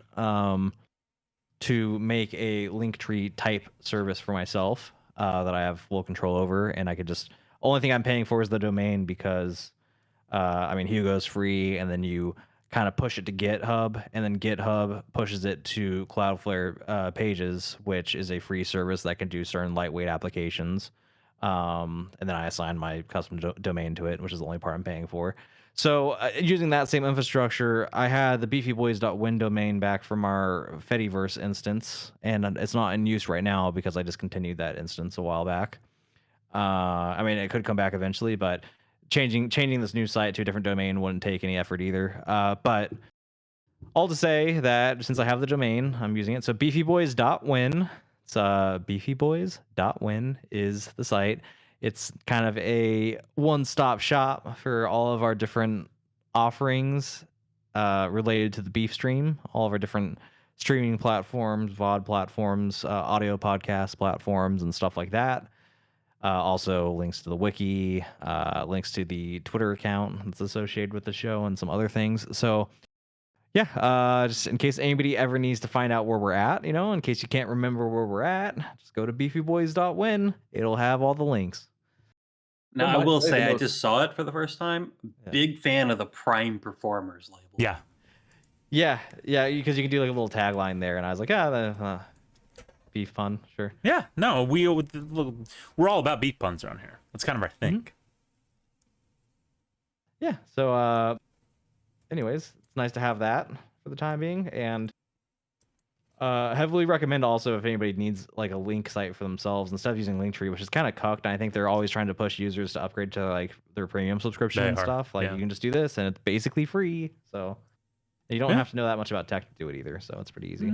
It's the most culturally important website launched in the last or 48. What? Yeah, you cut out on that one. I don't know. Oh, The most okay. culturally important website launched in the last, and I didn't hear the rest, but I think he was going for the last 48 hours there. oh yeah. Was it the last 48 hours? I guess it was. Yeah, it's good stuff. It's the most culturally important website ever launched on this stream. Right. This particular stream. Well, you know what? You may not know a lot about it, Tim, but you know what you do know a lot about. What's that? RuneScape Double XP Weekend. Yeah. I want you two boys break it. The recently broken up Hall and Oates. You're out of touch and I'm out of time. My 48 hours of double XP is over. Well, wind it back a little bit then. Tony and Tim, tell us what y'all did over the weekend. I did a lot. Man, Tony was going hard. I did count 1, 2, 3, 4, 5, 6, 7, 8, 9, 10. I did 10 99s this weekend. That's actually pretty impressive. And I'm working on number 11 right now. You close to that? You close to that max guild? Well, the ones that I didn't do are the gathering ones because they're slow as shit no matter what. So, Sure. Got a lot of fishing, wood cutting, and mining in my future. But outside of that, we're pretty much there. Wood cutting's not too bad, right? Because I'm pretty sure you can do like ivies. I'm sure there's something better now, but fishing with the fishing outfit is not. It's not the worst thing ever. It's not the best, of course, but it's not the worst. It's just there's not really a high XP activity for them. And then mining is still pretty tedious. So. Yep. Yeah, there's really nothing just good and fun and highly productive that you can do with fish. It's that. You are choppy. What is going on here, dog? I've got it's storming, so I might have some skittish action. Yeah, it started storming here for a little bit, so. Well, that's how it is. Y'all have it, and then 15 minutes later, he has it. So that's how geography works. Mm. Mm-hmm. Is it? I think so. I can't. The geography's made up. It probably is. Randomly generated. A trick from the Jubbles. Well, I didn't do too much. Obviously, I'm maxed, so I don't have a lot of emphasis to do it. I guess I could have, if I'd made a plan, like I could have probably polished off herb lore. Could have probably made some big gains on Slayer, which obviously does go up to 120. But you know what I mean? It's just Right. It is what it is, as they say. So Right. Whatever. What else we got? Oh, bad news, boys. Fishtank 2.5 delayed. Yep. To Delay. June 20th or something? June 25th, I believe. June 25th. That was it. And this is what I thought when they were announcing it. Was there was all this talk about, it's like, oh, this is super ambitious. Like people are going to have like live cams on them and stuff. And I went, this sounds like a recipe for disaster. Right? Mm-hmm. And then they go, oh, we've got to delay it because of technical. And I'm like, well, no shit. Like y'all were talking about all this stuff, and it's like there is no way that any of this actually happens, because it's like y'all had enough problems in a house that everything was hardwired in. Yeah. You want to strap GoPros to people and send them out running through like 50 acres of woods or something? Yeah, it's a little based. No, it's very based, but it's ambitious, and I did not think there was any chance that you went from like announcing it to it happening within a month. especially while you're Right. essentially kind of still talking about it in a way to imply that you haven't maybe really nailed the whole concept down yet. So, Right. I'm gonna say this, as disappointing as it is, certainly, because we want to see it, we want it to happen. It's good that they did it, because especially after season 2, they can't really take another L. Well, I mean, they can, because they've got enough simps that I think we'll keep watching regardless. But Sure. they shouldn't, because it would be disastrous. So, July 25th. Looking forward to it. All right, what else we got? Oh, So I'm seeing you put Clash of the Castle on this list. That's not the PLE that's this weekend. which one is this weekend? King of the Ring is King and Queen of the Ring. King and Queen of the Ring. That's it. What happened is I got Broken Dream stuck in my head, and I started thinking about When is Clash at the Castle? June? Next month, June 15th. That's it. Well, the problem is like the King and the Queen of the Ring, like any of the shit that takes place in Saudi Arabia, that's like It's a double PLE month. that's a secondary canon to me. Like, I don't even consider those to be like, that's like, One Piece. Like, it has a bunch of movies, but like none of them are really like technically canon or whatever. That's what I consider Saudi Arabia pay-per-views to be. They're just they're like an alternative canon. Right. So King and Queen. All right, but counterpoint, King Gunther will be very canon come Saturday. So the matches are Gunther. Oh, we haven't settled who's going to win that, but it's probably going to be Randy Orton, right? Yeah, There's can't no imagine without Jay being there. It's going to be Tama Tonga. Tama Tonga, and there's no absolute way it's someone. So it's going to be Gunther and Randy Orton. Yeah, I don't see them putting the crown on Randy Orton. Not at, what is he, like 83? 44. I was close. I mean, if it was anyone else, I could see them putting the crown on Randy Orton, but they're definitely putting on Gunther. Yeah. I mean, that's the reason I think he lost the belt, was so they could put the crown on him. Yep. Because that's the next logical progression for his career. The International Championship wasn't really doing much for him anymore. So why not? So King Gunther is going to be great. Lyra Valkyrie, I don't care about that. And look, a women's match. Becky Lynch versus Liv Morgan. Do we think there's any chance Morgan goes over? I feel like yes, because she has to have the belt by the time Mommy returns. I just don't know what the timeline for Mommy returning is. I think she definitely wins the belt by the time Mommy's back, though. So they have the live with Mommy's belt kind of deal going on. I could see them, because no other belts are changing, right? Sami Zayn, Chad Gable, Bronson Reed. Chad Gable's not winning. But I'd love to see Gable win, although I think Otis is going to turn on Gable. He's going to turn on him, but here's what I think happens, right? Otis turns, but the Creed Bros come out and take out Otis. I'd pop so hard. And we get a Creed Bros, Chad Gable, like ultra giga Chad stable. American Alpha 2.0. Yeah, exactly. I don't think he gets the belt though. But it definitely, he looks strong and he looks good. Bronson Reed, there's no way in hell they're putting a belt on him. Firstly, because it won't fit around him. But secondly, just because he sucks. He was getting he was getting nothing the other night. Nothing. Like Sami Zayn. Xia Li level reactions. Yeah, it's. Oh, jeez, Louise. Man, remember them trying to push her? Ugh. That was just embarrassing.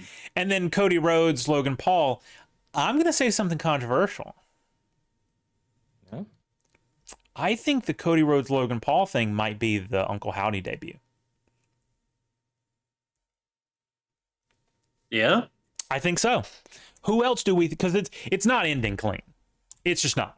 because it's a championship versus championship match, right? It's not anymore. It's not belt versus belt. No, Logan brought his lawyers in to write up his own contract that doesn't put his belt on the line. It was a fantastic segment. That's actually pretty funny. Okay, never mind. Then Cody probably just wins clean then. Never mind. If that's not the way it's going to be, then if it was belt versus belt, I was like, oh, there's no way this ends clean. Someone comes in, it's got to be Uncle Howdy. But if it's not, that puts that theory at risk. When are they going to bring Howdy out? I still feel like they could come out as like an end of the show segment. Like they're showing the logos, logo glitches out comes Uncle Howdy. I don't know. I can still see that happening. I feel like they've gotten pretty far in the teasers at this point. I feel like they kind of, all right, like, we're kind of getting sick of the teasers. Let's get this moving. Right, and they're acknowledging them on commentary too, which I think is kind of I hate it.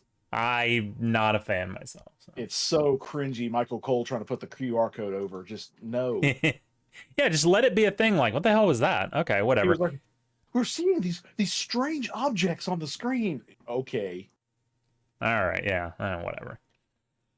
Anyway, I don't think this is the best card we've ever seen in Saudi Arabia, but it's Saudi Arabia, so who cares? Shout out, though. Gunther will put on a good match. Cody Logan should be a good match, so it'll be good. Shout out, though, that like the original, which was the original Crown Jewel? 2019? The one that 2018? Yeah, this was the one. Do y'all remember the heat for the 2018 Crown Jewel? No, wasn't much. It's the fact that everybody hated it because of the social cues. It was nuclear heat, right? Because some guy had gotten murdered over there apparently or something, but also because it was that journalist. Boo-hoo, the Saudis are such bad people. How could Vince McMahon do this? A journalist? I don't think a person was murdered. Nice. And then it was like it was the most Khashoggi, that was it. It was the most blatant, like, because the original like first 3 Crown Jewels were just like it was like fantasy booking. Like, that's all it was. It was fantasy booking. The first one was literally the Brothers of Destruction versus DX in 2018. Not 2008, not 1998, 2018.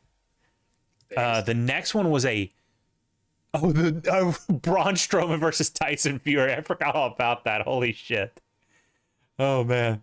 Oh, and then Brock Lesnar versus Cain Velasquez. I don't know how to pronounce that. Velasquez, yeah. MMA guy. Complete fantasy booking. But then come back from the pandemic, right? We've turned it into like obviously now we're starting to get into like the beginnings, like the post Vince era, right? The foundations of it when wrestling kind of started getting good again. And we have what? We have Brock and fingers in the air, your tribal chief. But those first couple of Crown Jewels, man, they were just jokes almost. Like it was like some guy, some oil baron, king, prince, or whatever, just threw his money around because he wanted to see this match. All right, whatever. So didn't Goldberg have a match in Saudi Arabia one year? It wasn't at Crown Jewel. But there's a couple of other Goldberg Undertaker. Yeah, what was it though? And it was like one of the worst matches of all time. It was trying to find it was Super Showdown 2019. That was it. Yeah. I knew it wasn't Crown Jewel. Yeah, Super Showdown. Here we go. Yeah, which is yeah. Goldberg versus Bray Wyatt. Man, that was what a match. Ooh. Was that the last?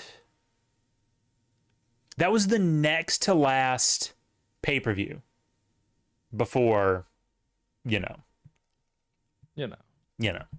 Was Goldberg Bray Wyatt in Saudi Arabia? Yeah. So Goldberg's had 2 major Saudi matches. Based. Yeah. Because Goldberg Taker was in 19, and that match was ugly. Yeah. Yeah, both these men, it was bad. Both these men literally over 10 years past their prime. Rough. So, Yeah, the only difference was the Undertaker could still work. Goldberg never really could work. No, not even on his best days. But God almighty, was he fun to watch. Oh yeah, Back in his day, I was a huge Goldberg mark. Always will be. I could see it. If I'm being honest with you, I could see it. Well, But my mayor is literally met the Kane. man on a plane. His mayor is Kane. That's true. Well, actually, he's not, because y'all live in Blount County. Come you're on. in the Yeah, but like, he's Kane. Okay, fair. Blount doesn't have a mayor. They just accept that Kane, like, because Kane would beat whoever our supposed mayor is in a ring, so he kind of wins mayorship over him. That's something, because years ago when I first heard about that, I was like, oh, he's running for mayor of Knoxville. I was like, that's cool. And it's like, no. He's running for mayor of Knox County. Huh? Huh? How the fuck does that work? Well, he would never win mayor of Knoxville for obvious reasons. Well, no. Oh, that person's a loon, aren't they? I don't remember what their name is, but I don't know what we mean by this. well, I mean, what do we mean by this? I mean, it's some fucking libtard. Fucking liberals. Fucking liberals. By the way, speaking of fucking liberals, can we officially say that internet leftoids have beaten the Hoss meme into the ground? I didn't even know that's what the hell? The whole thing, like talking in all caps and talking like what they perceive to be a boomercon, like all caps, like speak up, liberal, like that. Kind of shit. Yeah. Is that a thing they're doing? Kind of. It's like the normie version of our Boomerville channel in Beefy Boys. Right. I guess I haven't encountered that, but that is cringe. So it's bad. I'll leave it at that. They've completely annihilated it, made it unfunny. It all started from that whole, that thing they always post about the anytime a black person gives their opinion and it's the white people with the angry reactions, it's always that same like grid of 16 faces. Yeah. You ever just sit in your truck, guys, and stuff like that? Yeah. They've just it's become a mockery of itself. That's an interesting question. Why do so many people do things like that in their car? Like take pictures or make videos or eat? I think for a lot of people, it's like the one quiet space they have. Because think if you have like a family, for example, right? Like you have kids and shit, like. Yeah, you tell those little fuckers to go to bed. Yeah, but the thing is, modern parents are like kind of limp about raising their kids. Yeah, they just don't know when to tell them to shut the fuck up. Okay. Well, that and you had the advent of TikTok, right? Like you had the advent of the short form rant style content. Right. I hate to be a nostalgia these loser. Are obsessed with it. Yeah. I hate to be a nostalgia loser, but the other day I had a Vines compilation video recommended to me. Yeah. Ooh. And I went back and I went, man, we didn't know what we had, did we? Some of those were legitimately hilarious. There was a lot ahead of its time. Yeah, Absolutely. There was a lot of Vines that were just like very, very funny. Just legitimately funny. And then you like look at TikTok now and it's like, oh, this is gay. I don't understand because they were essentially the same thing, more or less, right? I think the age group that moved up into that type of content is worse too, I guess, but there wasn't that much of a gap between the end of Vine because Vine was running until like what, 15, 16, 17? I think it was kind of a more funny era in general in terms of just like the global scale. Before like I liberal insanity, is just kind of a cope point to point out. It's kind of gotten increasingly heavy post 2016. Yeah. To the point like you can't make fun of shit. Like that's part of it. Yeah. I feel like the whole you can't even say retard. It's bad as saying the N word now. Retard's kind of coming back. Retard is 100% coming back. It is, but there's still people that heavily have the view of saying retard is equivalent to saying the N word. Yeah, and then they will 100% call your employer and call your neighbors and call your family and show up at your house. Yeah, like these people right. But nuts. I feel like another aspect of it is like even back in 2015-ish kind of times, I feel like it wasn't so heavily like, oh, I'm gonna grow up and be a content creator on like fucking TikTok kind of deals. Those people, there was a bit more of doing it out of passion for the craft versus just going all in on content engagement as high as possible. Sure. Yeah. Yeah, that's a good point in the chat too about the 7-second time limit.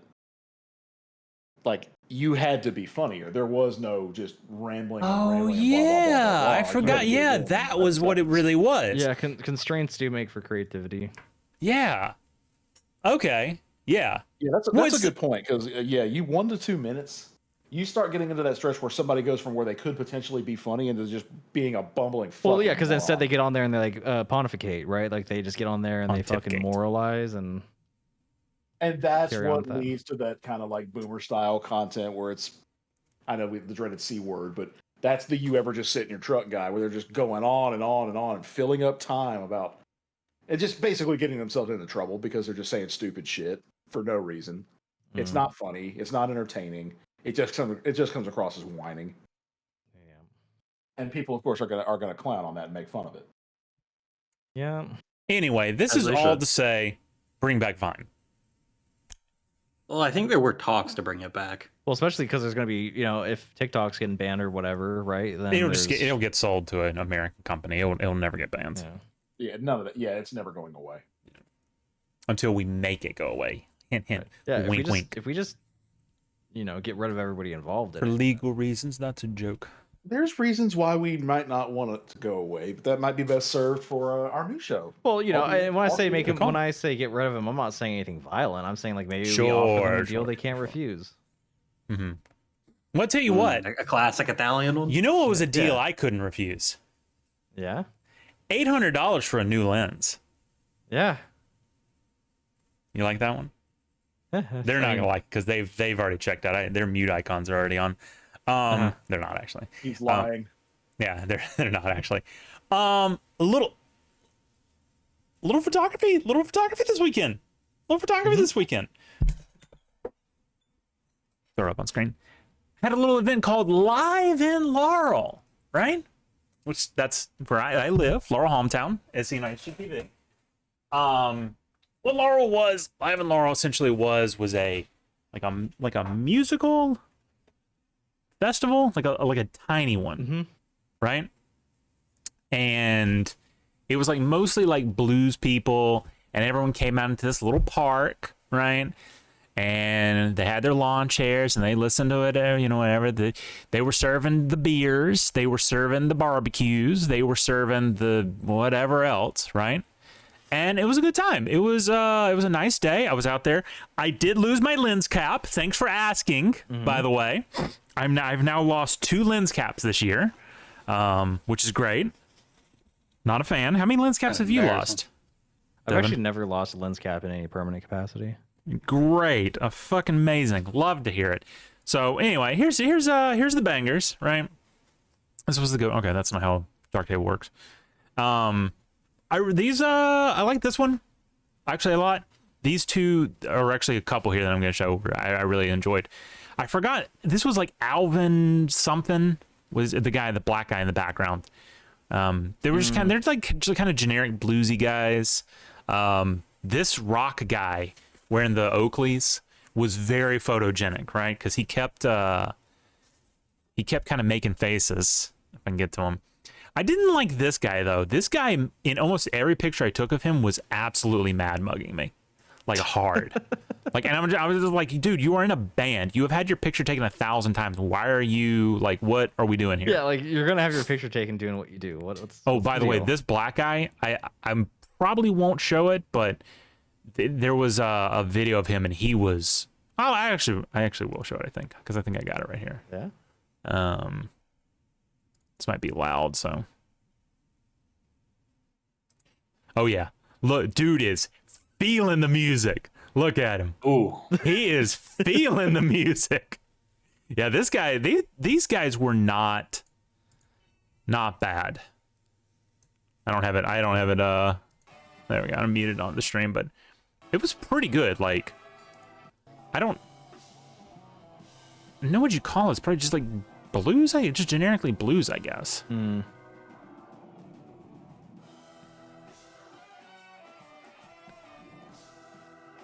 It was actually good. I really enjoyed this. Like just from the shooting perspective, I enjoyed it, but also from just like the being there, which is part of it. I don't go to anything I don't enjoy because I'm obviously not getting paid for this, right?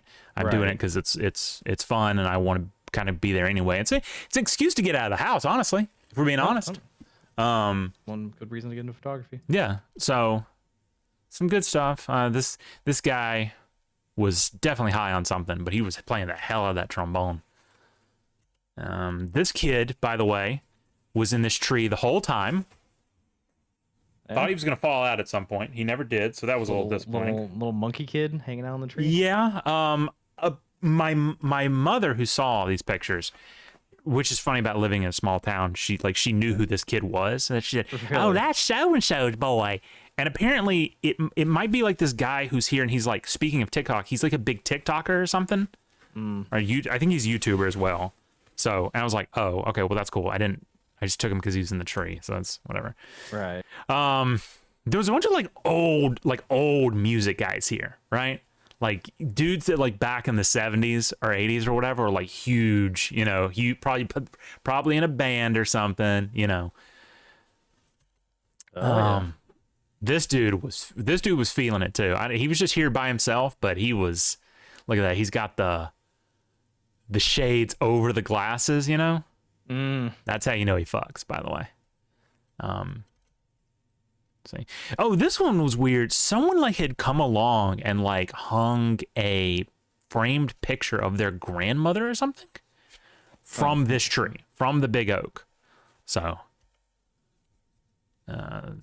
oh my God, these kids were killing me the whole time, because this park, there's like this little embankment thing that they can slide down on these little plastic disc things.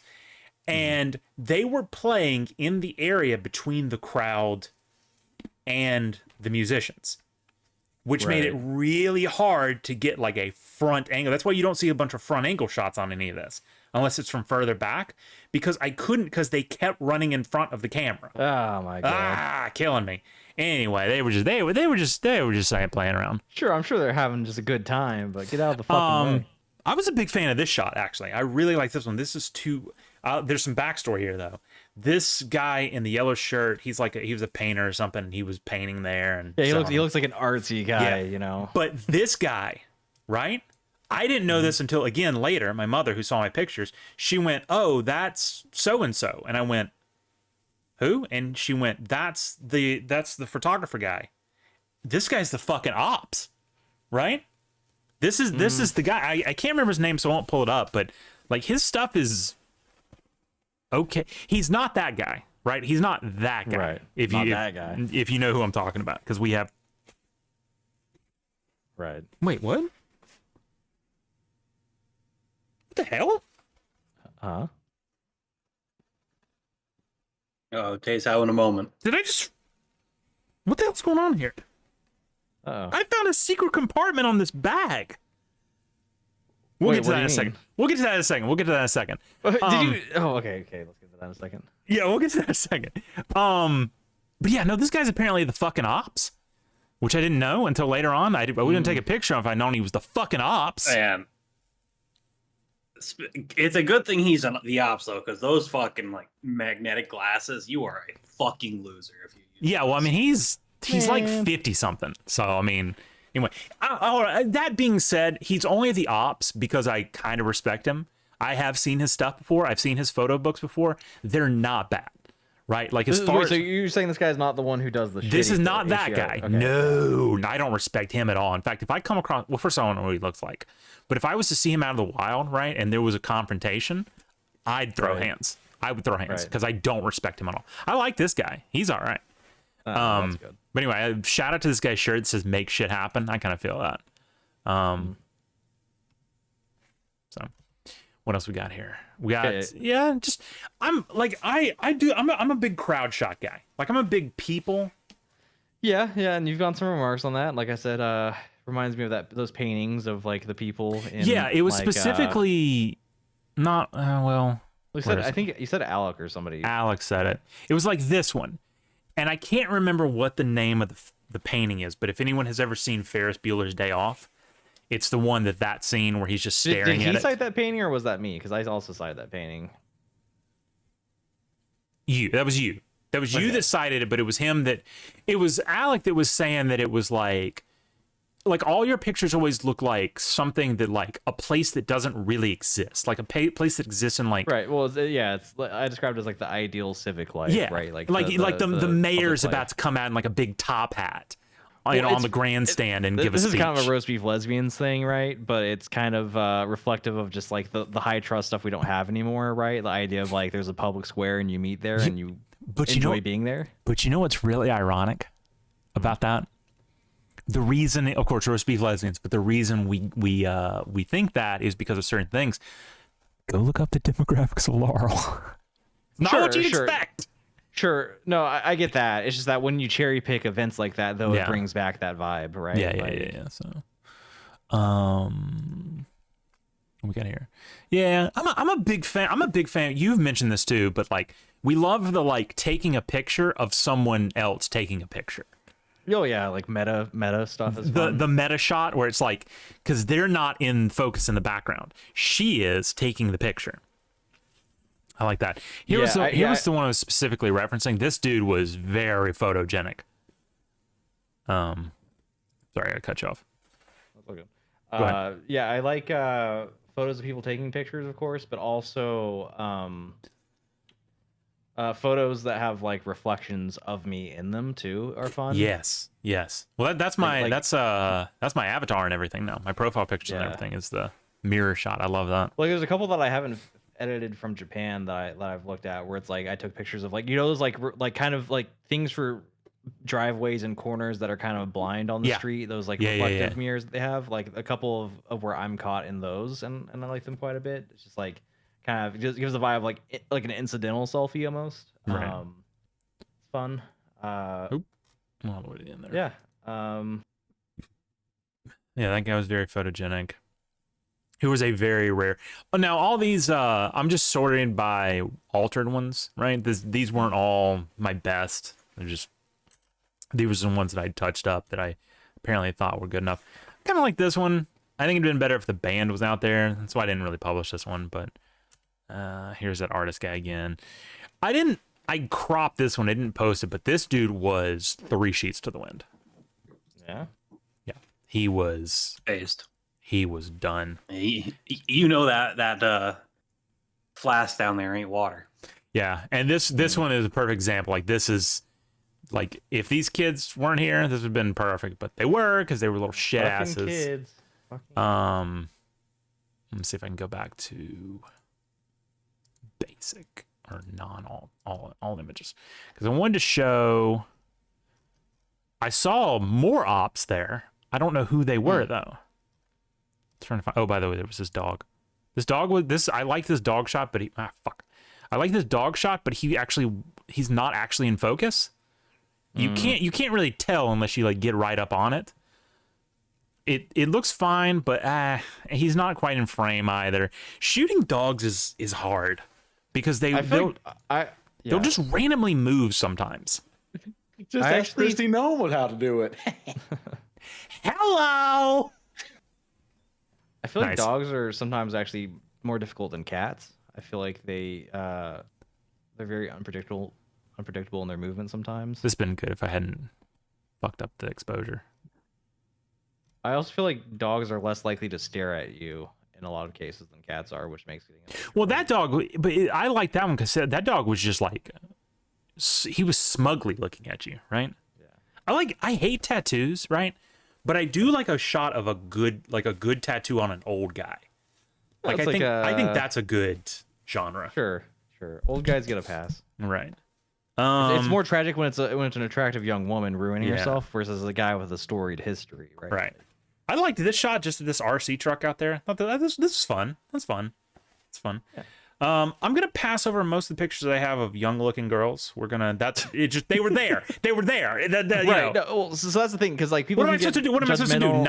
Not. Right. They can get judgmental or self-conscious about it, but the thing is, like, you're doing street photography. You're trying to capture the place as it is. There's all kinds of people there. You know. Right. It can't be helped. Oh, here they are. Yeah. Here was the other ops. I have no idea who this person is, at all. Like, whatever. Anyway, they were using a Sigma I don't think I think Yeah, I it's posted like what I thought it was, but Yeah, and then it looks she's pretty using accurate. one of the more mid-range Canon models. Yeah. Um, like a 6D or something. something like that. Yeah. So comparable rig, but you know, I still have no idea who this was. I thought at first it might have been that other guy's wife or something, but I think she's a good bit younger. She looks about my age, maybe. Based if so though. But he shoots with Nikon. And this is Ooh, yeah problems so- in the marriage then. Yeah. No, I don't. I think this is just some different person. I know. But anyway, yeah, this is just some fucking momtographer. Yeah. So I don't know. Yeah, classic. Yeah, if it's momtographers, always go for the low to mid range Canons. You know. Well, she's at least got a Sigma, so she knows a little bit, right? Sure. Or she went shopping for lenses for her camera, and she just incidentally saw that's like the cheaper of the options, and she's like, oh well, this will go good for my like momtographer wedding Possibly. business. So to bring this back to the conversation we were having way earlier, this was the woman that came up to me and just like randomly started talking to me about like the history of one of the bands or something, and I was just like, I was like looking around like, are you? Why are you telling me this?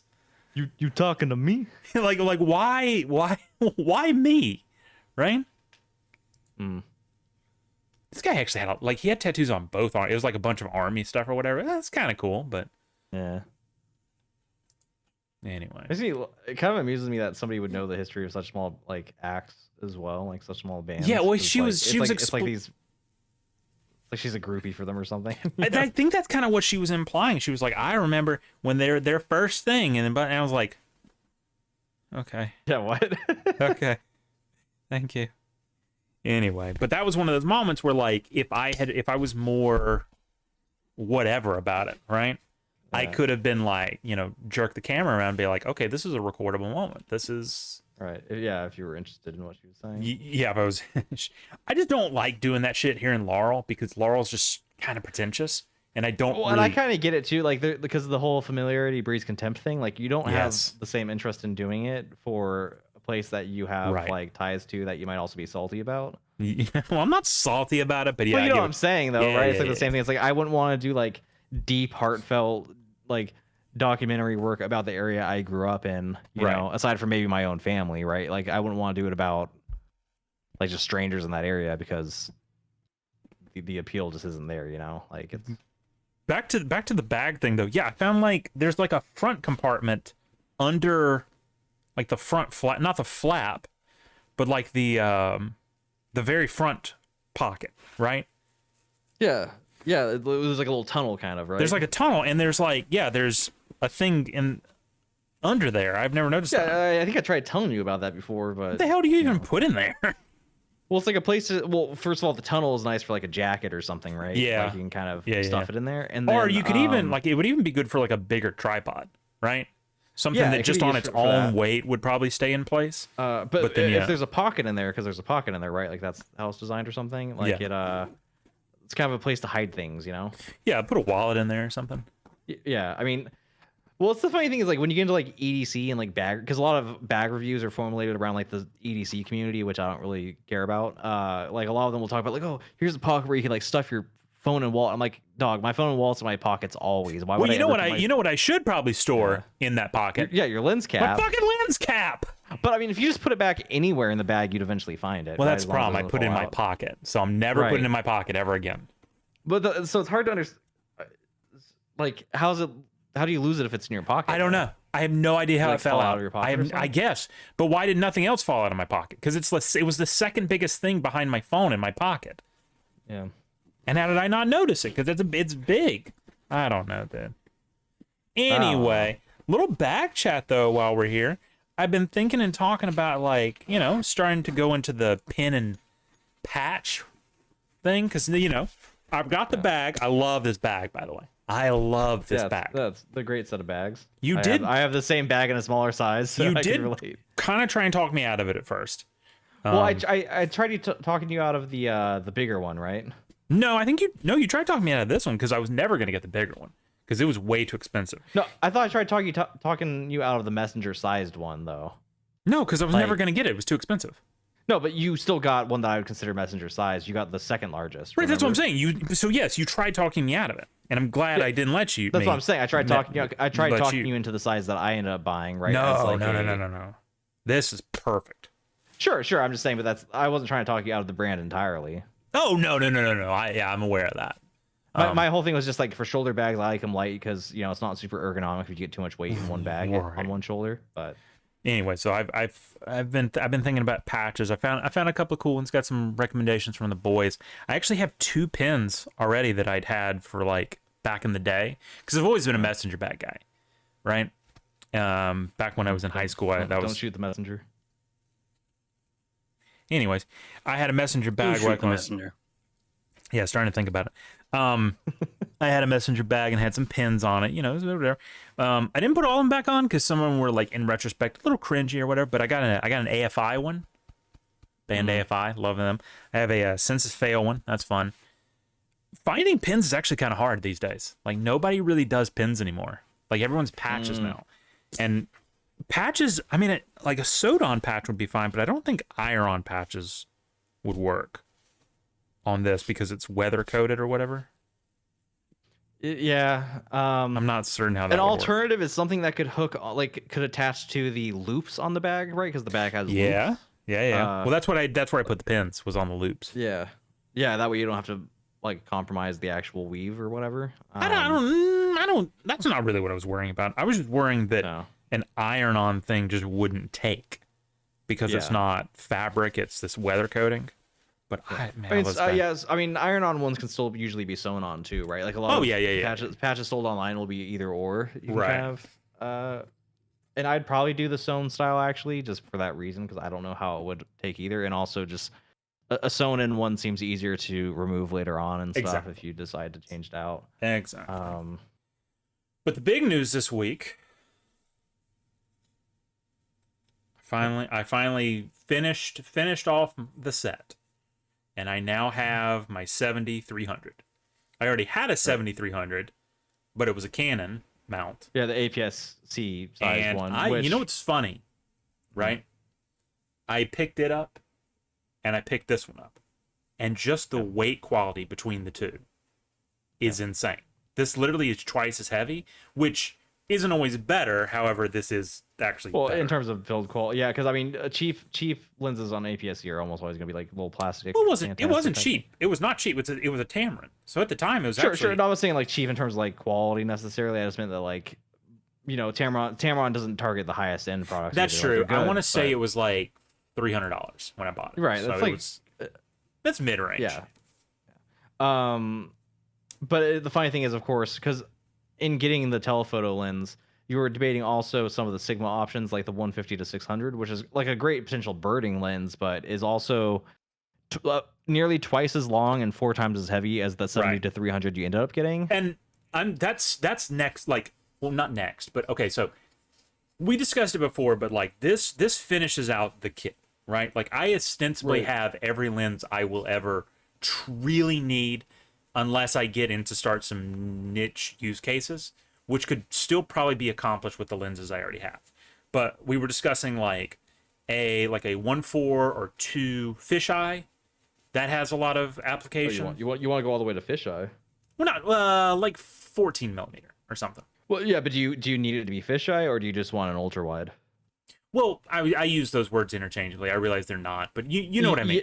It refers to the type of distortion, right? Because rectilineal will look basically the same but wider, whereas fisheye obviously has the curve, like the extreme. Okay, yeah, that's a good point. I won't use that anymore. Yeah, yeah, but there are rectilinear ultra wides for the system that you can get. Well, like I said, the Sigma 2 14 millimeter.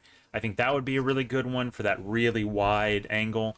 I know the lens that I have now is 24. But a 14 would be just perfect, because 24 it's wide enough for a lot of things, but there's some times where I'm like, okay, we could go, because we were talking about the fireworks. Oh, you mean the wide end of your zoom? Yeah. Yeah, I would say 14 would be a good counterpart, right?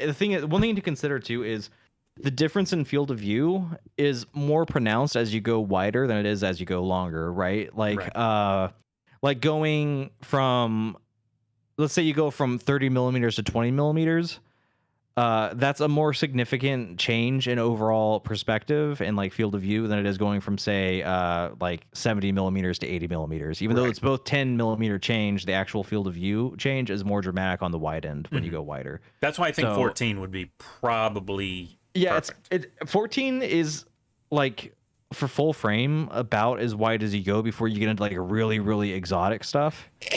Like you got to think like for that Fallen Angels movie, I watched that video way back about them trying to find the lens they used for it, and like the lens they used was like some sort of like it was like a 6.5 or like a 9 or something, but both those were considered like super exotic specialty lenses that are like really hard to find. That's the video premise.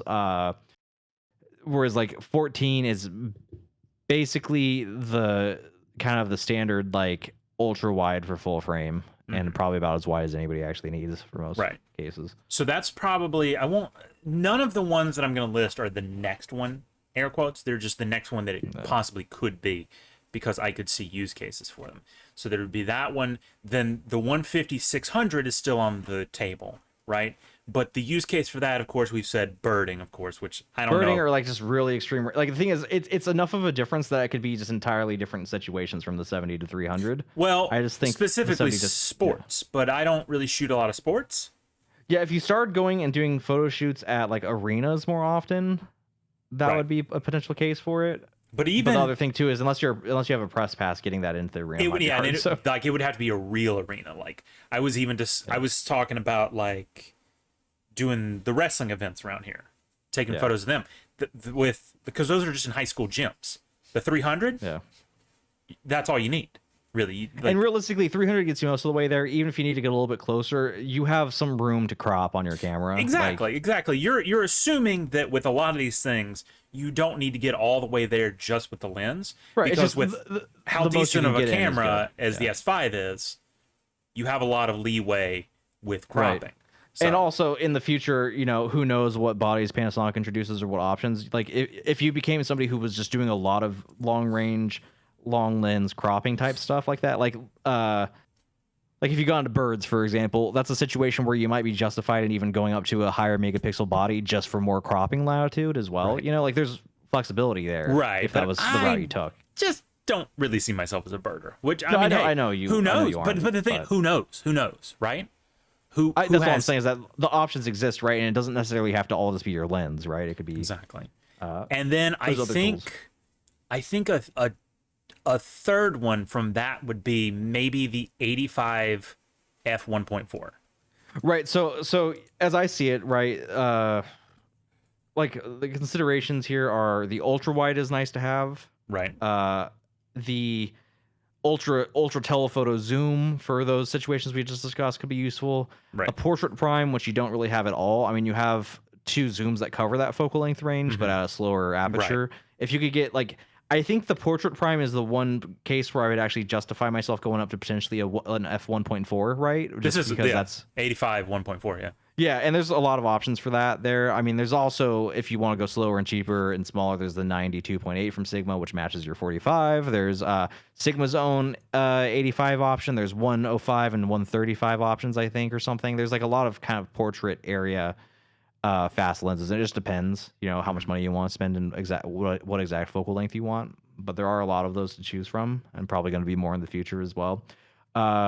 And then the one last thing in the set that we didn't talk about is if you ever decide you want a semi-wide / normal prime that's faster than 2.8, we talked about this before. Like I think the 45 is fine, but if you ever find yourself hungering for faster, there are some options between 30 and 50 that are faster as well. And I tell you what, I mean, if I feel like the 85 1.4 might be like of the three is probably the most likely one, because the very wide is obviously a very niche lens, right? There's not just a shit ton of need for that. I honestly, for stills, I almost never find myself wanting ultra. Like I find that in practice, when I was traveling, for example, and I had a 24 millimeter equivalent wide end on my Panasonic back in the day in Japan, I felt like 24 was just wide enough to always get everything I needed for the scenery. Yeah. And especially as my style has evolved, I'm more likely to actually go in and kind of get details instead of like just doing this, well, here's why I'm seeing shots, Exactly. So the use case of it is pretty slim. They're there, but they're slim. The main things for ultra wides are, yeah, occasionally is you're just in such a tight environment that you can't back up or like reframe it or whatever. So it's nice. For or that. you're just trying to get all, because the use case I was talking about was, coming in here to July the 4th in 2 months or a month and a half is going to be fireworks shows. There was an idea I had to get like further back to get like the whole city downtown with the fireworks above it.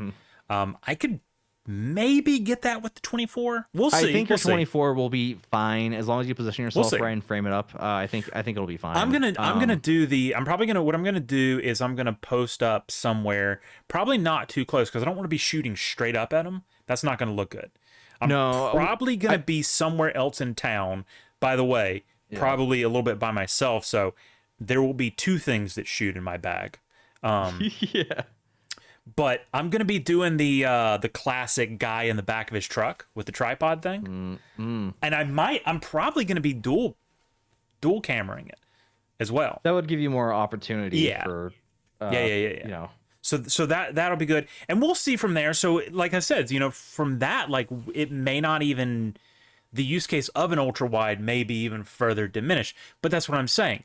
And the most useful thing for it would probably be, actually, if you for certain video applications, ultra wides are actually these days more often used for video stuff. Like for example, I mean, I know you're not going to try to do it with your S5 probably, but like vloggers like ultra wides because obviously it's nice when you're holding it in arms outstretched or whatever. I would never try and vlog with the S5. It's kind of heavy. No, yeah. Honestly, if I was a vlogger, I would legitimately just get that DJI Pocket 3. I think it's just by far the most elegant solution, and it's like good enough, But also, just video, sometimes for video, like music videos, for example, sometimes you want the wide angle distortion for like exaggeration, like it's a stylistic choice there. Whereas for stills, I don't really care for the look, but for video, I get it. Exactly. So that could be one reason. And then the Sigma Ultra Zoom telephoto, again, there's very solid use cases for it. I just don't do them. But a good like 85, 90-ish, a very fast one. So probably this 85-1.4, which by the way it's 784 on MPB. I'm not getting it, but that's something to keep your eye on. That's not a terrible price. Next time you have lens money, right? Maybe. Well, I mean, I have lens money right now. I just don't need it. Right. At this point, it would just, because like you said, it's kind of a portrait lens, and I don't. Right. It's if you get into the business of taking portraits of people, sure, but... which I probably won't, because I don't like people. Yeah, no, I agree. I mean, it's a similar thing, right? Where, I guess I do somewhat like fast portrait length primes too, also for like night street photography at a distance, right? Because that's the other potential use case is like, okay, you have your 35 or 40 millimeter, which are my preferred street focal lengths for just general use, but like, okay, but you're going to a location where maybe sometimes you just want to be able to get in a little bit closer, and you're not looking for like an ultra telephoto, and also that's hard to use at night because things are dark, and tell you what, stabilization's less effective at longer distances too. But like 85 or so is like a fair compromise to be like, okay, I can get a little bit more reach. I don't have to like, especially if I'm doing photos of people at night in the streets, like I don't have to look like I'm stalking them. I can do it from the other side of the street. So it's a good looking lens too. It just it looks good. Mm-hmm. So yeah, I think that would be nice to have, but also not urgent. For me, for my purposes, I definitely would say that my four lens like set that I'd feel complete in a kit with is like a standard zoom, a telephoto zoom, a wide normal like street prime, and a portrait prime are like my 4 options that I like to have. Right. So for me, I think I like to have a 35 or 40, and then like 85 is cool. I actually might prefer 90 or a little bit longer than that, even like a 105 for the longer prime. And then like your typical 24 or 28 to 70/75, and then something that goes like maybe 70 to 300 like you got. Fuji has one too, but it's APS-C, so it ends up being 35 to 450 technically speaking in crop equivalence terms, which is fine. Which also, speaking of, because you have the telephoto zoom for your newer camera now, technically, I guess you could liquidate your old one if you felt like it, right? Like, you don't necessarily... I mean, we're kind of getting to the point where I'm considering just liquidating the whole platform. We've talked about it Well, before. that's what I meant. I mean, Yeah. I don't mean just the camera. I mean like the lenses. Obviously, if you sell the Canon, you don't need the lenses anymore. Right. Because at this point, it's literally just being used as a webcam. So. Right. Which, and then while eventually, handy and cool, eventually is- for a second cam, you could just do another full frame Lumix if you wanted, like a backup or something. Man, kind of makes you, with that in mind, it kind of makes you sad how mid the S9 is. Well, I'm glad you brought that up because we could talk about that real quick since we're on the matter, right? Let's talk about it real quick. But yes. Well, just the Lumix S9 was announced this week. I'm disappointed in it because it's the small rangefinder shaped L-mount Panasonic camera I've been waiting for. But I was always hoping when they did that, they would make it more like the Micro Four Thirds GX8 or like the Sony A7C series, where it would have a viewfinder and some premium features and stuff. Instead, they did something really minimalist, meant for vlogging. It does have Ibis at least, and they introduced some new LUT system that's kind of cool for like making their real-time LUT stuff, which is kind of like Fujifilm sims but better because LUTs are more customizable. It's a way to apply the looks to your JPEGs and bake it in. You can also do it for video. They enhanced the ease of use for that, but the downsides are no EVF at all, poor ergonomics, which some people like the way that looks. I don't care for it. And no mechanical shutter, which is a disappointing thing because that's not an expensive thing to add and it doesn't take up much space inside. And it means it would make the camera better for potential action photography, or even if you don't do action, being able to shoot under certain artificial lighting, because some types of like fluorescence and stuff will give you like light banding and stuff at certain shutter speeds because of how it syncs up with the readout of the electronic shutter. Because electronic shutter is basically just the sensor reads out still exposed to light, so that you can have like, that's where rolling shutter comes from, right? Is because the top and the bottom of the sensor get read out at different times, so different things can move in frame if they're moving fast and they look warped. So all that said, there's a lot of compromises for it, and it's not that much cheaper than the S5 II right now. It will probably discount pretty quickly, but it's not that much cheaper than the S5 II right now. They introduced a kit zoom with it that's very small, like a very small full frame zoom that is reminiscent of the 12 to 32 Micro Four Thirds lens I've used in the past, which I was happy with. So that's fine. But they also introduced it with a very bizarre 26 millimeter f8 that's pretty much all plastic construction and only manual focus, which a lot of people were confused about. Turns out that comes free with the camera, which is a good thing, because if it wasn't free, nobody would ever buy it. It's a very weird lens. But as I was posting about on our photography channel earlier, right, I think it's just there to give people something free to get started with if they go in on the platform without having to pay money for a lens right away. And hopefully from all that, we get the camera I actually want and more serious pancake primes for the system. But yeah, all said, it's basically it's a camera you get if you're like a retard influencer or like a vlogger or something, because it's optimized for that, being small and light and with just an electronic shutter. So all the same, if you bought a second camera in the system, though, like you could just upgrade to the S5 II or the S5 III and then just use your original S5 as the B cam, Right. and that would also work fine. Mm-hmm. Yeah, so big photography stuff going on. Oh yeah, almost enough to have its own show. We'll talk about that. Yeah. But I tell you what we're gonna talk about now is what we learned tonight on the show tonight, Taylor. What did we learn on the show tonight, Taylor? And guys? Oh, I thought you were starting with yourself. No, it's a joke. It's a joke because I stole that. It used to be a bit on the Late Late Show on CBS with Craig Ferguson that they would end every show with, there was this little jingle, and it was, "What did we learn on the show tonight, Craig?" Is that right? I was never. That is 100% where I stole that from, because I love that. That was my favorite late night show of all time. So back when late night shows were still good and they weren't just like bizarre, like back when they weren't just slop hour long TDS sessions. Yeah. Anyway, what did we learn on the show tonight, boys? Let's see. I'm thinking. Somebody else go. Tim, what'd you learn on the show tonight? I learned. Oh, Tony, what'd you learn on the show tonight? I learned that Tim's dad apparently is really into Long John Silver's. #1 Long John That is Silver's interesting. dad. That is interesting. Tim, what'd you learn? Like it's legitimately possible he is #1 Long John Silver. Yeah, because I don't think they have that many fans, to be honest. I don't know how much competition he has. It was pretty good. Yeah. Oh, I don't know. I'm brain drained. Y'all's damn photo promos make Becky Hogan's segment seem short. Man. Wow. Man. Cook they ass. I've just been grinding my hog, so I'm good. Yeah, I'm working on Plague's End. I did learn that Tony is a way more efficient RuneScape grinder than me. Did you learn that on the show? Yeah, I didn't know how many 99s he got until he Okay. Damn it, I got one. Well, I do have a bit of a history of, MMO autism. Autism? Oh, okay, yeah. Yeah. So do I, but I've lost a step. I got to get back on the stick. You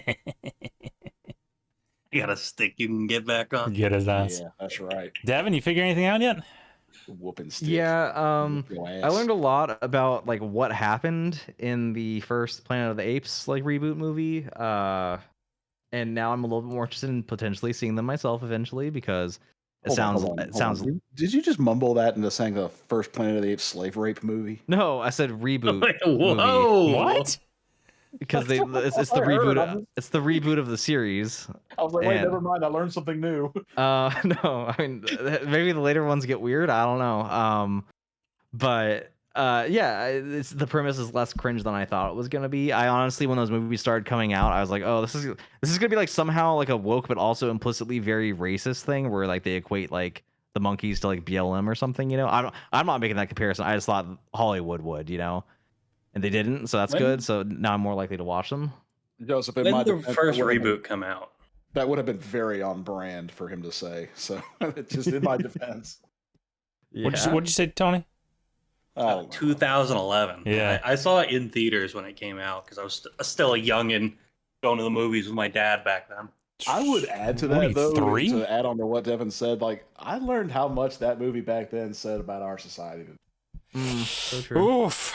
Well, you know what I learned, to bring it back down to earth? I learned that there's a hidden compartment on my back. Yeah. And I did actually learn that during the show. So, how hidden are we talking? Like, are we talking legitimately hidden or like hidden enough that I've owned it for 3 or 4 months and I just found it? In the respect of him not thoroughly looking at his new thing when he got it, so he was surprised. To be fair, we also had this conversation back in when we were talking about my MacBook, and you were like, "Oh, what color is it?" Blah, blah, blah. I was like, "I don't know."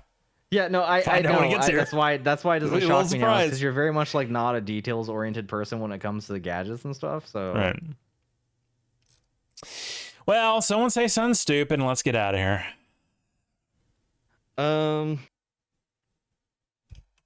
Down with the beefy bourgeoisie. Yeah. Yeah. You're kind of the beefy bourgeoisie, though. So true. Oh well, you said say something stupid. Oh, okay, good point. Shout out to Roast Beef Lesbians started kicking off on Friday. Yeah, good point. Roast Beef Lesbians, Friday, 9 Central, 10 Eastern on Rumble. We don't have a link there, but it's linked in our Discord. You'll find it easily enough. Anyway, we'll be there. Some beefy shit to talk about. I'm looking at the rundown. Jeez Louise. A little Assassin's Creed controversy. I don't like that we're going to talk about it, but Nick Fuentes might have been looking at some something interesting. Mossad may have allegedly murdered another head of state. Allegedly. And he tried to murder another one. Yeah, and then Butker, he said some stuff. We'll talk about it. Look, Friday night we'll talk about it. Yeah. We'll be off the chain, as the kids would say, on Roast Beef Lesbian. So anyway, see everyone next week. Bye-bye.